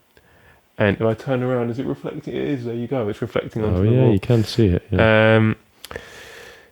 Yes, I really like this album. I don't listen to much jazz, and when I did, the story goes, I was on holiday in Bournemouth, and I was cooking for my girlfriend, and I was listening to this as I did it, and, obviously, so I didn't have to talk to her, and when it started off, because I've got that YouTube playlist of music to listen to, the album covers look cool, so I give it a go, and it started off, and I heard kind of jazzy stuff, and I'll level with you. I did think to myself, oh man, because it's such a peculiar album cover, I thought this could be mental. Could be really unique, and it might just be another jazz album. It's not. Don't almost make the mistake I made. Don't do it.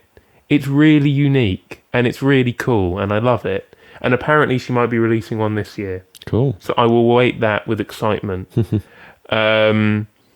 It genuinely, it's excellent. It moves through so many different sounds, and the handling of the electronic stuff is what makes it. It's a lot of fun, and it is a journey, and it does feel like you're floating somewhere in space. It does what it says on the tin. I will recommend this one heavily as something a bit different. Yes, 1 point for you. Thank you. You're welcome. I've noticed that Spotify have got like album countdowns. I'm not sure if I can show you this. Endlessness. There you go. So just over a month away. Are you kidding me? 40 days. You gotta wait. I suppose I'm not as excited as to mark the calendar, I suppose, but I'll definitely listen to it when it comes out. I'm glad that the sun has gone in for a brief second, because it was reflecting at such an angle towards the end of my spiel there that I was being blinded. So, yes, your one. Now, this was your funny one that I'm sure you'll have a lot to say about, at least about the lyrical content. I'll leave that for you to mention. Cool. I'll give some indication of what it was about. I called it kebab, which, as I've mentioned, this is a 50% Greek Cypriot house. That's a big part of life here. I love a kebab. I love souvlaki, man. Grilled meats. Let me tell you. I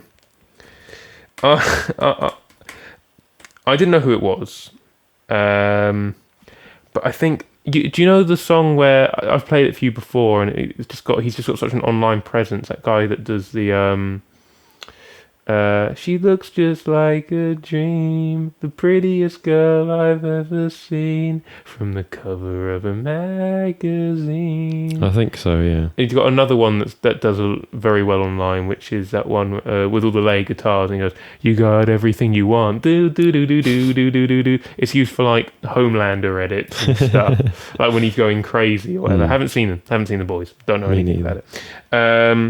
I said that was him. I think I remember his name being Idris. I think that's his name.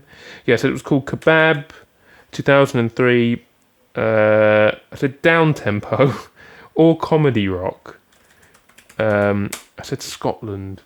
You get 1 point. Oh, might be one of the lowest scoring games, at least for me.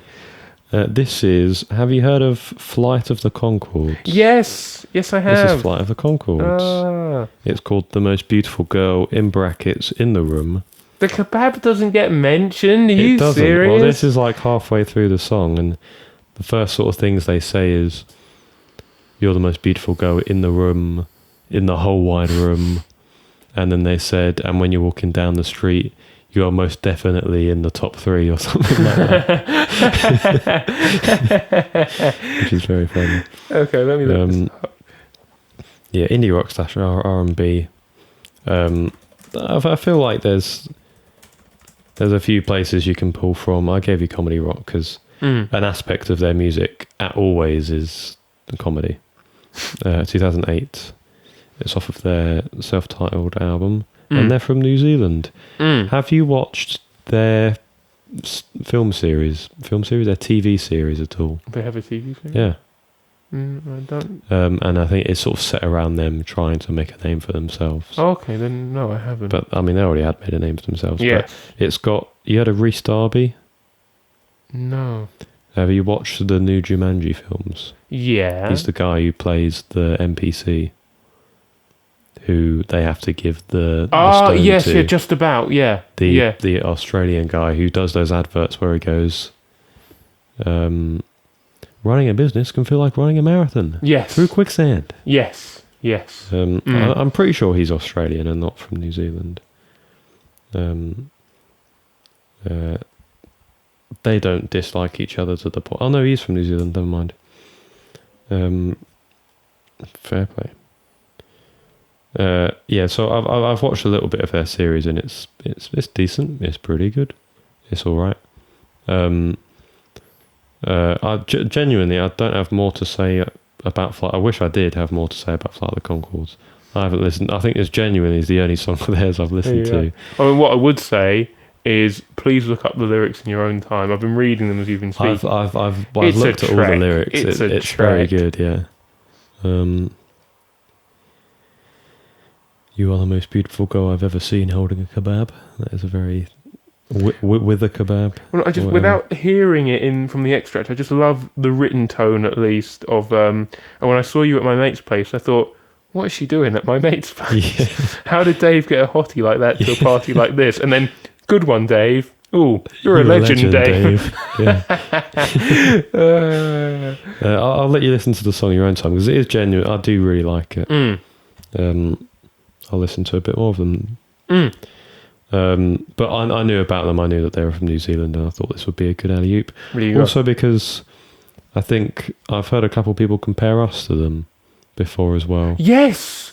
I'm not sure if it was from any gigs. I think we definitely got a comment on something once. And so I suppose maybe our social media presence is like them. I hope they weren't referring to our lyricism being like them. Yeah. If anyone were to listen to When the Stars Die and at the end of it just be sitting in a corner going, these guys crack me up, I'd be worried for them. I got a lot out of this track. New Zealand, so again, it was an alley-oop for this game, really. But yeah, no, you get a point. And thank you. This very nice extract to go with it. Yes, so, about kebabs. And beautiful women holding kebabs. Not the most beautiful, but quite beautiful. In the top 3. Yeah. On the street, anyway. On the street. In my house. In the room. I very much enjoyed that we have, with this game, inadvertently set up the New Zealand music dichotomy, the binary. You can either have it one way or the other. Either you have the serious alt pop of Lord, or you have Flight of the Conchords. Those are your two options. The only you can't two have ways both. You can go. Yeah, you can't have both. Lord Daughter or Flight of the Conchords Son. Flight of the Conchords Son. Yes. Yeah. That's the right. I don't want my answer. daughter to tell me to shut up whilst I'm singing. I don't want to do. I don't want that.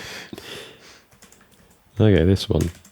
I don't want my daughter to release albums where the album cover is an undershot of her bottom. I don't want that. Yeah, this was one that was interesting. I guess Peter Gabriel mainly because I thought maybe he'll show up in this game. Doesn't serve as a great musician for this kind of game. But I will commonly try and fit him in most. Yeah. I guess it was called Just a Little Water because he says that quite a bit. Pop rock. 1985. England. Maybe. Got some sort of calypso twinge to it as well, which is nice. It has got a calypso twinge. I'm going to give you... Does that mean it's 10cc? I don't think so. I'll give you 3 points. Cheers. Appreciate it. Appreciate it. I actually don't know where that's from. I can't remember where that appreciate it's from. It just sounds like a very basketball thing, I feel. Just in the back of my mind from somewhere. I don't know where it is. Right, so this is Little Bit of Water, but I've given you a point for the title. Thank you. 1982. Pop rock. Joker. Ireland. Oh. Thin Lizzy? Go more specific. Phil Lynott. Solo career. Phil Lynott. Cool. This is when I was working through the Thin Lizzy stuff early this year, and then Dad said, have you got onto the solo stuff? You got to do the solo stuff. Solo stuff's really good. I went, all right, I'll do the solo stuff. Fine. You forced me to, yeah, sure. No, but he's right. It's really good. Especially, I like this album especially. I think that there are two. That you've got Solo in Soho, and then you've got this one, which is really inventively titled The Phil Lynott Album. Nice. Giving me Richard D. James album yes. vibes. And similarly, the album cover too, in comparison to the Richard D. James album, it is just Phil Lynott's face. Except I think he looks probably a bit sexier than Richard D. James does in his album cover. Dad, when he told me to listen to this, he said, there's this track on it, just a little bit of water, comes out of nowhere. It's so different and it's mental, but it's so good. I was like, well, I mean, all right, well, we'll get to there. We'll see but he's right. It just comes out of nowhere and it's excellent. I think I've seen people complain about the solo stuff, that it's him, he kind of sells out, he goes a bit poppy. But if it's good, who cares, right? And this is a really good song. It's a really good song. Different to most of the other stuff he does. I think it's... I tell you what, that's really nice. That is bloody lovely. Yeah, but I recommend the album, but if not the album, this song, it's really good. Thank you. It's a bit of fun, as you say, with like the kind of almost steel drum sounding percussion. Harp comes in and out. Just realised I said thank you when you said that this song was really good. That was weird. Thank you for showing it to me. You're welcome. Cheers. I'll tell you what it does let me do. Speaking of thank yous, I get to do this again. Thank you, Phil Lynott. I'm sorry that I wasn't born early enough to ever see you live. It's my biggest live music agony. I think. Okay, that's interesting. No, because the swagger. Hmm. I would have. I don't care what the tickets would have cost. I would have gone because I don't think I know. There's another musician I like as much as him who's as cool as he was. Hmm. The way he carried himself, I would have loved to see that live. Although, would any date I would have ended up taking with me at the time, would they have fallen in love with him instead? Probably. He was that kind of guy. He's got that song off Vagabonds of the Western World where he sort of goes, called The Rocker, and there's a lot of lyrics similar to things like, and she just flooded those big old eyes at me and said, "I'd do anything for you, babe, 'cause you're a rocker." Do. A lot of swagger. Yeah, I'm going to give you 3 points. Cheers. You're welcome. Yes. Okay, once again, I'm in trouble with my only friend. She is paper in the window pane. Mm-hmm. Once again, I have logicked an answer. Okay. And it's logic I'm fairly happy with, but I know probably also doesn't make much sense in other ways.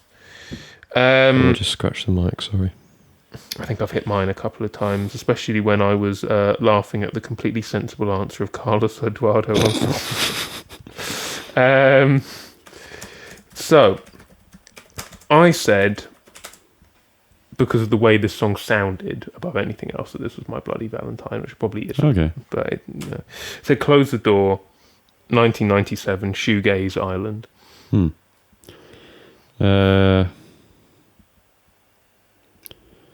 I'll give you a point for Shoegaze. It doesn't get better. It technically counts. This is an all-time low, this. You were close with the title. Oh. It does say Close the Door, but you're looking at the next lyric, which is Older Than Before. This is my Joker. Hang on. Have you done it to me in a country? You've done it to me in a country game, you pig. How do you even do it in these ones? I beat you to an artist, you mean? Why don't I just listen to the albums, Get wrecked, man? mate. Why don't I just listen to them? This one's been on the list for so long, and it really excited me because I knew nothing about it. I feel like it is one of those albums which you go into not knowing anything. It could be anything. You can't tell from the title. You can't tell from the artist. Well, you can tell a bit from this, but... This means I'm just never listening to this extract again. I'm going to go in as blind as possible when I get to it. I mean, we come to this every week, but maybe the list just isn't working out, man. No, it is. It is. I have listened to things I know you haven't, but I can't tell you about them because we're not in that game. I'm able to tell you about them. I know, because I haven't listened to anyone from Sweden recently. They've all been English or American. I'm sorry. Apology accepted. Okay. This is Weather Day, who Pain. I think it by the sounds of it, you've known of them a lot longer than I have. Pain. I once again found out about them because of the Minecraft album Banner Guy. I'm gonna find him. I'm gonna kill him. It sounds extreme, but he's caused me infinite pain at this point. It's called Older Than Before. In brackets, Oswald made no way for himself. I put emo / noise pop, but I gave you shoegaze because I was listening to it and I was going, there's a lot of electric guitars here. And I would consider it shoegaze, yeah. 2019 is when it came out. And they're from Sweden. They, I mean, I listened to this recently and it was sort of I'll listen to it and not know much about it. And it just so happened that they were from Sweden. so I was able to use it in this game. So very handy. Thank you very much for being Swedish. Yeah, thank you, Weather Day. It's not your fault, it's my fault. Yeah, weird album cover. Yes. But yeah, I mean, I'm not sure how I hadn't really heard of it. It cropped up in an interesting way. Oh, I've heard of it. Don't worry. Don't worry. Yeah. Yeah. Oh, I know you've heard of it. Yeah. And it's going to be going around in your mind for at least maybe the next 5 minutes. See, no, I still get the joy of coming to it blind at some point, but I lose the thrill of doing what you've just done to me. I don't get it, man. Lol. Anyways. I'm going to have to make something more insulting about Christmas tunes now as a reaction. It's a lot like this. It's lo-fi. Yeah. The recording is limited, but when I was listening to it, I was like, it's not hyperpop really. It feels like it's got hyperpop vibes. Right. Noise pop is probably more akin. It's very guitar-y. And it's more emo-y, especially with how he sings, how they sing. Sorry. And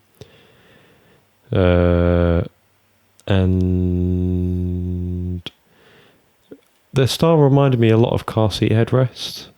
Yeah, especially in the lo-fi days. Yeah, even though as has been demonstrated, I don't know as much as I should.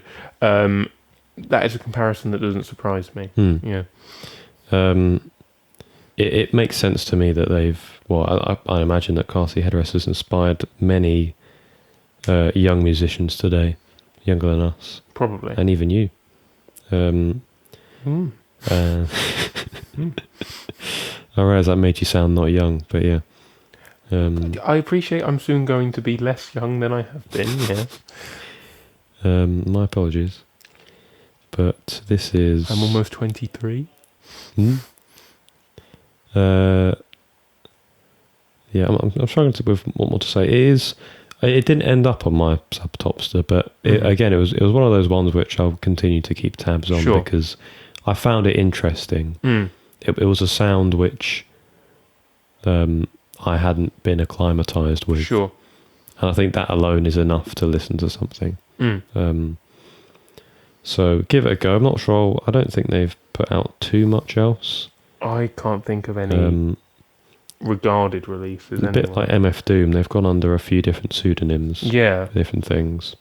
Sputnik, by the sounds of it, is the most popular one. But yeah, I mean, give it a listen. You may not have as much impetus to get to it before me now, but it is good, and I really like the riffing on this song.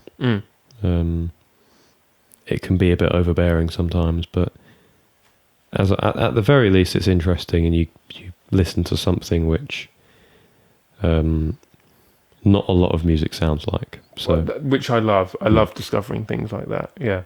So yeah, I'll leave it there. You get a point. Thanks. And maybe a bit of sadness. Yeah, and a day of desolation. Yes. Your next one. And this, you know what? Even before you say what the answer is, this is going to make me feel worse. I'll say that right now. This is going to make me feel worse. We alluded to this earlier. Can you remember the allure, though? The what? Sorry? You sound tired. Yeah. Tell you what. I've always been intrigued by the height of the floor of the house I'm on. Good jumping distance. Choose your answer carefully. Yeah, I mean, I'm handy where I live. I'm on the ground floor. I don't have to worry about such menacing thoughts. Yes, sorry, go on. I believe this is Hiroshi Yoshimura. Again, another alley-oop for this game, because he's Japanese.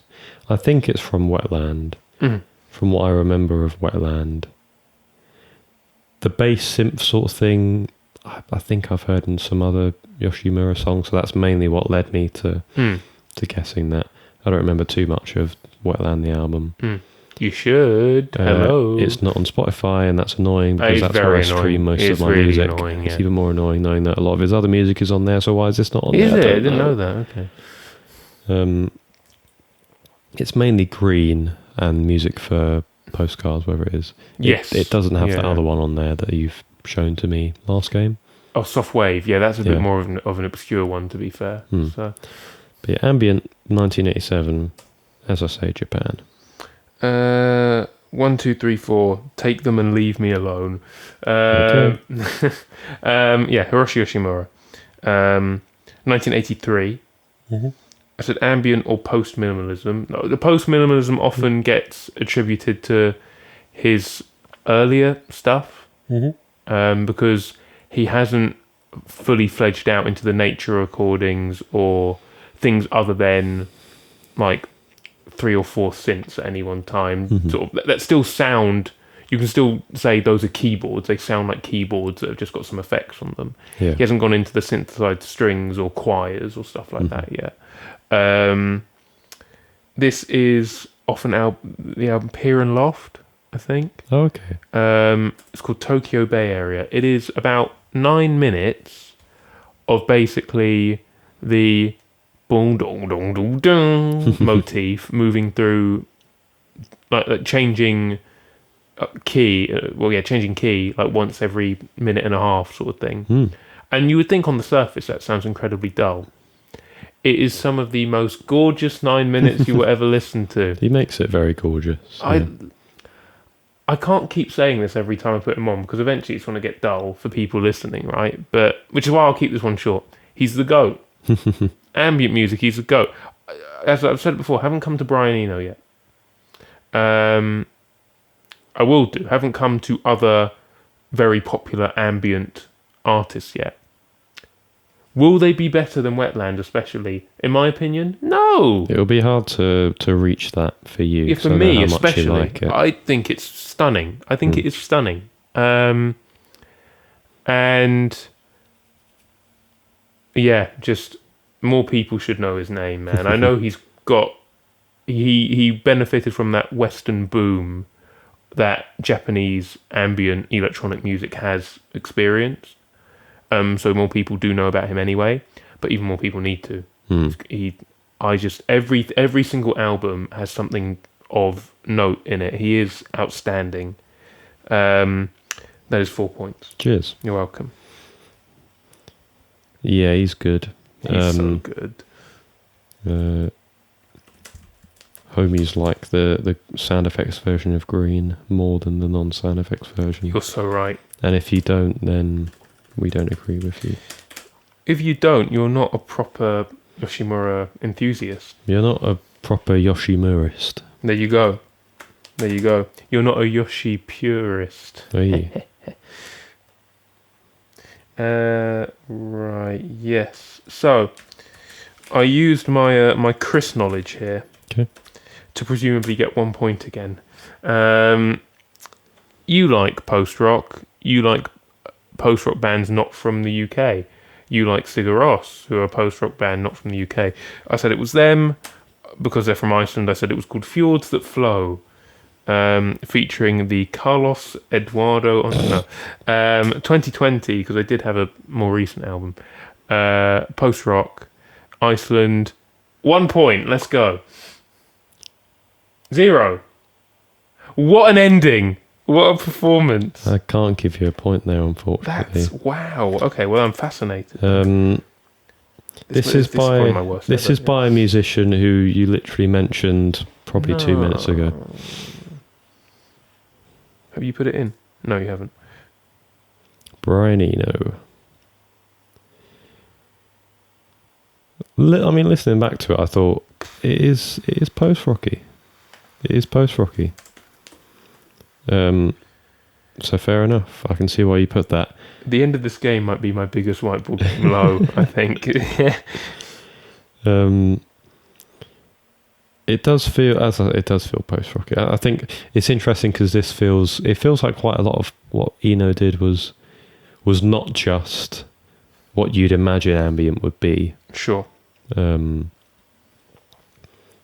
like there's a lot of stuff that he's used guitars in, Mm. and even just conventional pop structured songs, like on Another Green World, which Yes. always confounds me how popular that album. Oh, do you not quite get it? I mean, I've listened to it and I thought it was decent, but a lot of people would say that it's Eno's best, and I mean, I haven't listened to much Eno, but I mean, the second half of Low is better.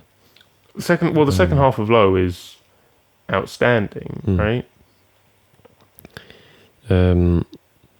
I mean, admittedly, Bowie's probably had a large input on that. Of course. But, such a wonderful person. yeah, this is a track called Always Returning. Mm. I put ambient/electronic 1983, which is the year his album Apollo came out, which is what this is off of. Right. Sounds quite spacey. Yes, very much so. I mainly listened to this because the holiday club that we did at church had a space theme. Ah, And very good. There was an inkling from the youth minister that they wanted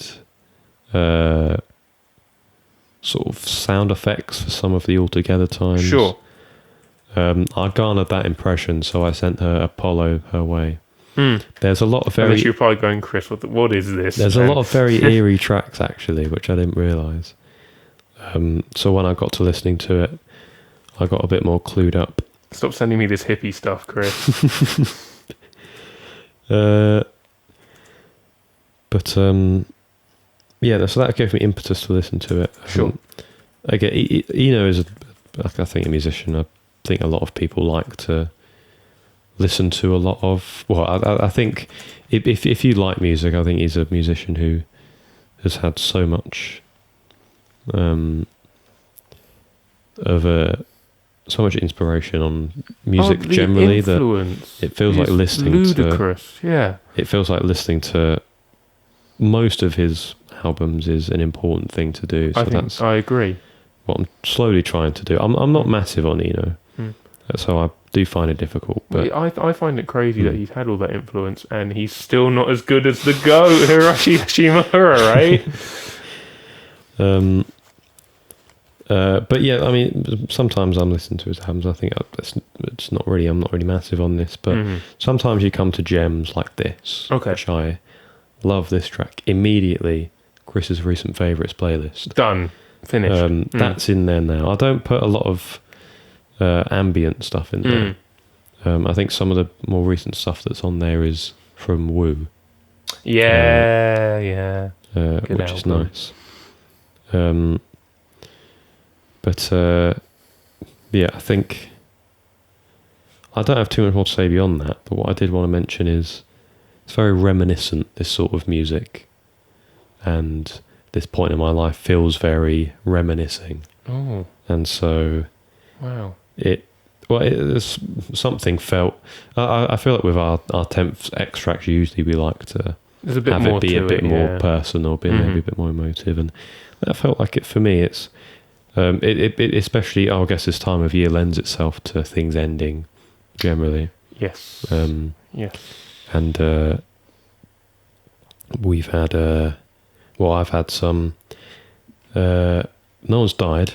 Yes. I probably shouldn't preface it with that, but there's been some people coming and going. Of course, yes, of course. In life. Yeah. The end of the holiday club as well counts. I figured out what he's talking about now. I can confirm no one has passed away. It's okay. Which I think it's something we talk about. You never really learn how to cope with, unless you're a sociopath. Yeah. It's what I've said to you in response when we've spoken about it, is that humans have an innate desire for companionship, for comfort, and for routine, right? And so when any three of those things are jeopardized, naturally you're going to enter this state of panic and fear because something that you cling to has been dismantled, thrown into flux, whatever. And until that gets resolved, there's a bit of an emptiness there because your life doesn't function in the same way, right? Creatures of habit is an idiom. It rings true. But it's nice it's nice to find things that are a solace, I suppose. Yeah, well, I think music generally is a solace. I think with the Eno one, for example, it's not so much solace, it's more it sort of forces you to reminisce. Okay. In that it's just quite a somber and sad track in some ways. It's probably the chord progression does a lot of it. Yeah, I mean we've been talking about a lot of it, about how it's hard to cope with sometimes, and yeah, it's tracks like this which make you, as I say, force you to reminisce. So, yeah, don't have much more to say about it. Couldn't try and get through Eno stuff. I think, as most people should, if you've got any interest in electronic music. We'll see where it goes. And this is a beautiful track, and I'm surprised it's not one of the more popular ones on the album. Okay. I mean, there's some very, very popular ones on there, but yeah, that's as much as I've got to say. Really want to get to that Brian Eno, Robert Fripp album, because that's really good. I love Robert Fripp. He's good. And yeah, no points for you, unfortunately. I think I've entered a point of desensitization now. I care suddenly much less than I once did. I think part of that is because you've just spoken about the, well, in a very mature manner, something quite emotional. You said how the 10th extract often opens you to do that.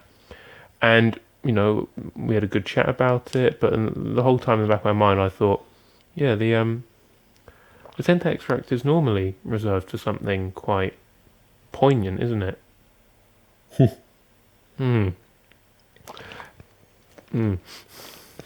I mean, if you don't have anything poignant to say, then that's... It's not even that. It's not that I don't have anything poignant to say. It's that I might be about to completely undermine the common nature of our 10th choice. So we'll see. No,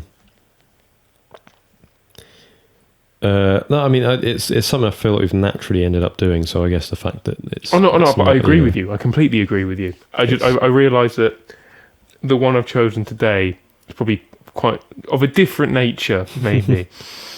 Okay. Well, what I put as my answer is, it reminded me of the music somewhat of Nitin Sawhney, sort of ish. It's the first person that came to my mind is honestly what it is. Sure. I guess a random title, because the way that the person in this extract is singing sounds not Western. Yes. So I said that is what I saw. Folk rock 2000, and he is English. I think it was. I think that's right. But there's something in the back of my mind that said there will be something very Brexity about the idea of having both of our last extracts being from English musicians. But yes, champions. Yeah. Yes, that's for you, Spain. But that's what I put. I'm not expecting to get a whole lot from this, but I'm afraid I might have to donut you as that's well. Fine. I'm very sorry. Poor end to a interesting game. Well, a very interesting game, but I think I kind of expected both of our final answers to get donuts anyway, because as you say, the 10th extract normally has a bit more weight to it. And, it's a country's game. It might be a bit more obscure, therefore harder to attain. I know this one is incredibly obscure, and for that I'm sorry, but I'll explain it. When forming this, I realised I only had about 5 nailed on things I knew I was going to include. Probably less. Even though I suggested the game, because I thought it would be a fun one, and it seemed like an appropriate time to do it. Very appropriate, yeah. I do enjoy the country games quite a lot. And so what I did was I utilised, the awful godforsaken website we both use for music, and then I used YouTube compilations of the highest rated albums from each country and things like this. And as I'm scrolling through, some of them are interesting. I've added a couple onto my, that list that sometimes works in my favour, sometimes I despise. But I'll never change it. I've grown fond. Interesting. But I then stumbled across one. And I was so immediately taken by it that there was no way it was not going to get included. So this is by... It's not by Bim the Ruler, is it? It's not. Can Can you imagine? Yeah. What an amazing idea. Because he's Nepalese, I think. So that would have been another... Why didn't I do that? I could have done the one about the tablets, which you don't know, but I know because I'm a super fan. Bim the Ruler, if you're listening, we love you. Come to London. Thank you. Right, so... This is by a man called... I haven't sent it in yet because I want to tell you things about it before you actually read it, because I think it will be less funny if you read it before I say it. It's a man called S.E. I think, or Rogi. S.E. like initials. Yeah. Rogi. 1994 is when it was released. The genre, and folk music is probably fair, but I didn't want to do something... I didn't want to risk being offensive by not sticking to the one genre that this is described as, sort of thing, which seems to be something called palm wine music. So palm as in like palm, wine as in the drink, music. He passed away in Lewisham towards the end of last century. That's where he lived. He was from Sierra Leone, which is, as I say, it's incredibly obscure. But I'm hoping you allow me that obscurity when I tell you that it's the title track off an album called Dead Men Don't Smoke Marijuana. Wow. And that's already funny, right? Let me find the album and then send the album artwork into it. Is he Viper's long lost brother, maybe? Well, no, this is it. When you look at Viper and you look at the album art of the, Your Cowards, etc., you sort of think, that is a man... Are you looking it up yourself? Yeah, I'll look it up somewhere. Okay. Just, that is a man, when you look at the album artwork, that is a man who probably does smoke marijuana. Then you look at the album artwork of this album, and he's just there with his guitar, he's smiling, he looks like he could be 70, he's so endearing, I love him. Never before have I looked at a picture of a man and listened to the music and looked at the title of a song and thought, oh, you probably were fun. You were probably quite nice. I don't smoke. I don't really know anyone who does. But he just looks happy. And the song sounds happy.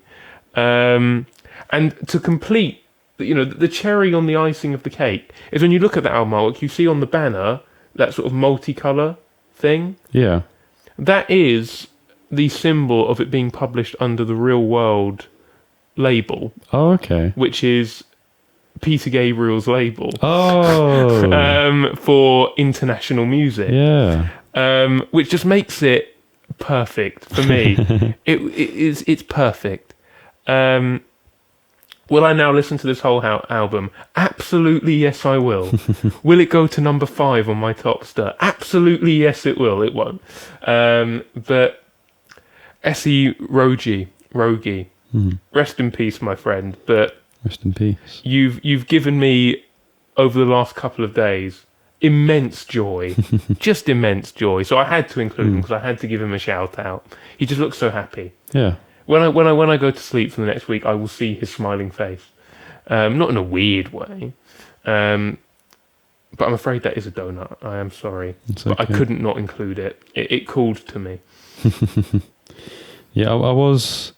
Because when you first look it up, it says he died in Russia. But then you go on his Wikipedia and it says he died in Lewisham Hospital. Yeah. After being flown by air ambulance from Estonia. Oh. So... What? Born in Sierra Leone...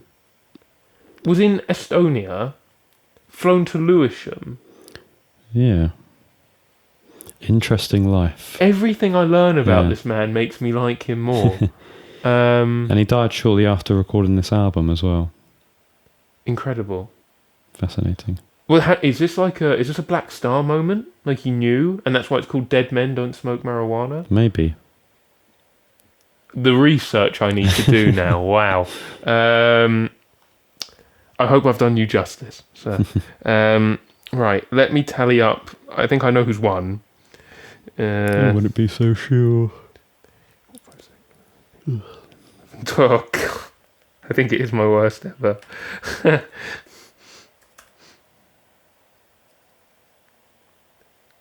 Would be a shame if this audio file were to go missing as well, wouldn't it? So, I'd just like to remind everyone, for those of you who haven't taken the opportunity to do the brief maths required in moments like this, 10 questions, 5 points available in each, a maximum of 50 points available in this game. I just want to let that, as a fact, linger. The difficulty of getting that much is immense. Yes, I'd say, really, I think any score over 50% most of the time is very impressive. Oh, yeah. But yeah, let's it's see. like a university dissertation. Yes, very much so. If you get above 60, it's pretty blooming good. Yeah, that is a first, you know. Right, shall we? Yeah. Okay. 3, 2, 1, send it. Oh, it was that start. Yeah, it was that start. We've mirrored scores. So if I say that I've got 12, you should be able to figure out that Chris has got 19. No, I got 20. I got 21. 21. Yes, the funny number. What was 9 plus 10? And then the AI 19. thing comes in. It was all a dream. Well played. Very well played. Thank you. I did enjoy your things, despite any sort of outward indication of frustration. That's purely from, I think, the weather day moment, if anything. Yeah. Speaking of weird AI stuff, did you see that AI clip I sent you of the corner taken quickly goal if it... Yeah, it's a bit eerie, wasn't it? That is one of the most uncomfortable videos I've ever watched. Like the AI so doesn't get it right at all. No. And they put creepy music in the background as well, because they knew that it was unsettling. Of course. But what I said to you was one of the main takeaways I took from that is imagining a reality where that corner was not taken quickly by Trent. The years of joy I would have been, because, you know, that Champions League wouldn't have come to us. We may have not been on the high to ride out. We may not have been able to sign the players needed for a Premier League title. Maybe Klopp wouldn't have been there as long as he was. Maybe that's the real scary stuff. Yeah. Maybe Trent would have gone to Madrid by now. I don't know. I don't know. Sign a player, Arna. Come on. Get to it, mate. Just one. Slot him in your team. The Arna slot machine.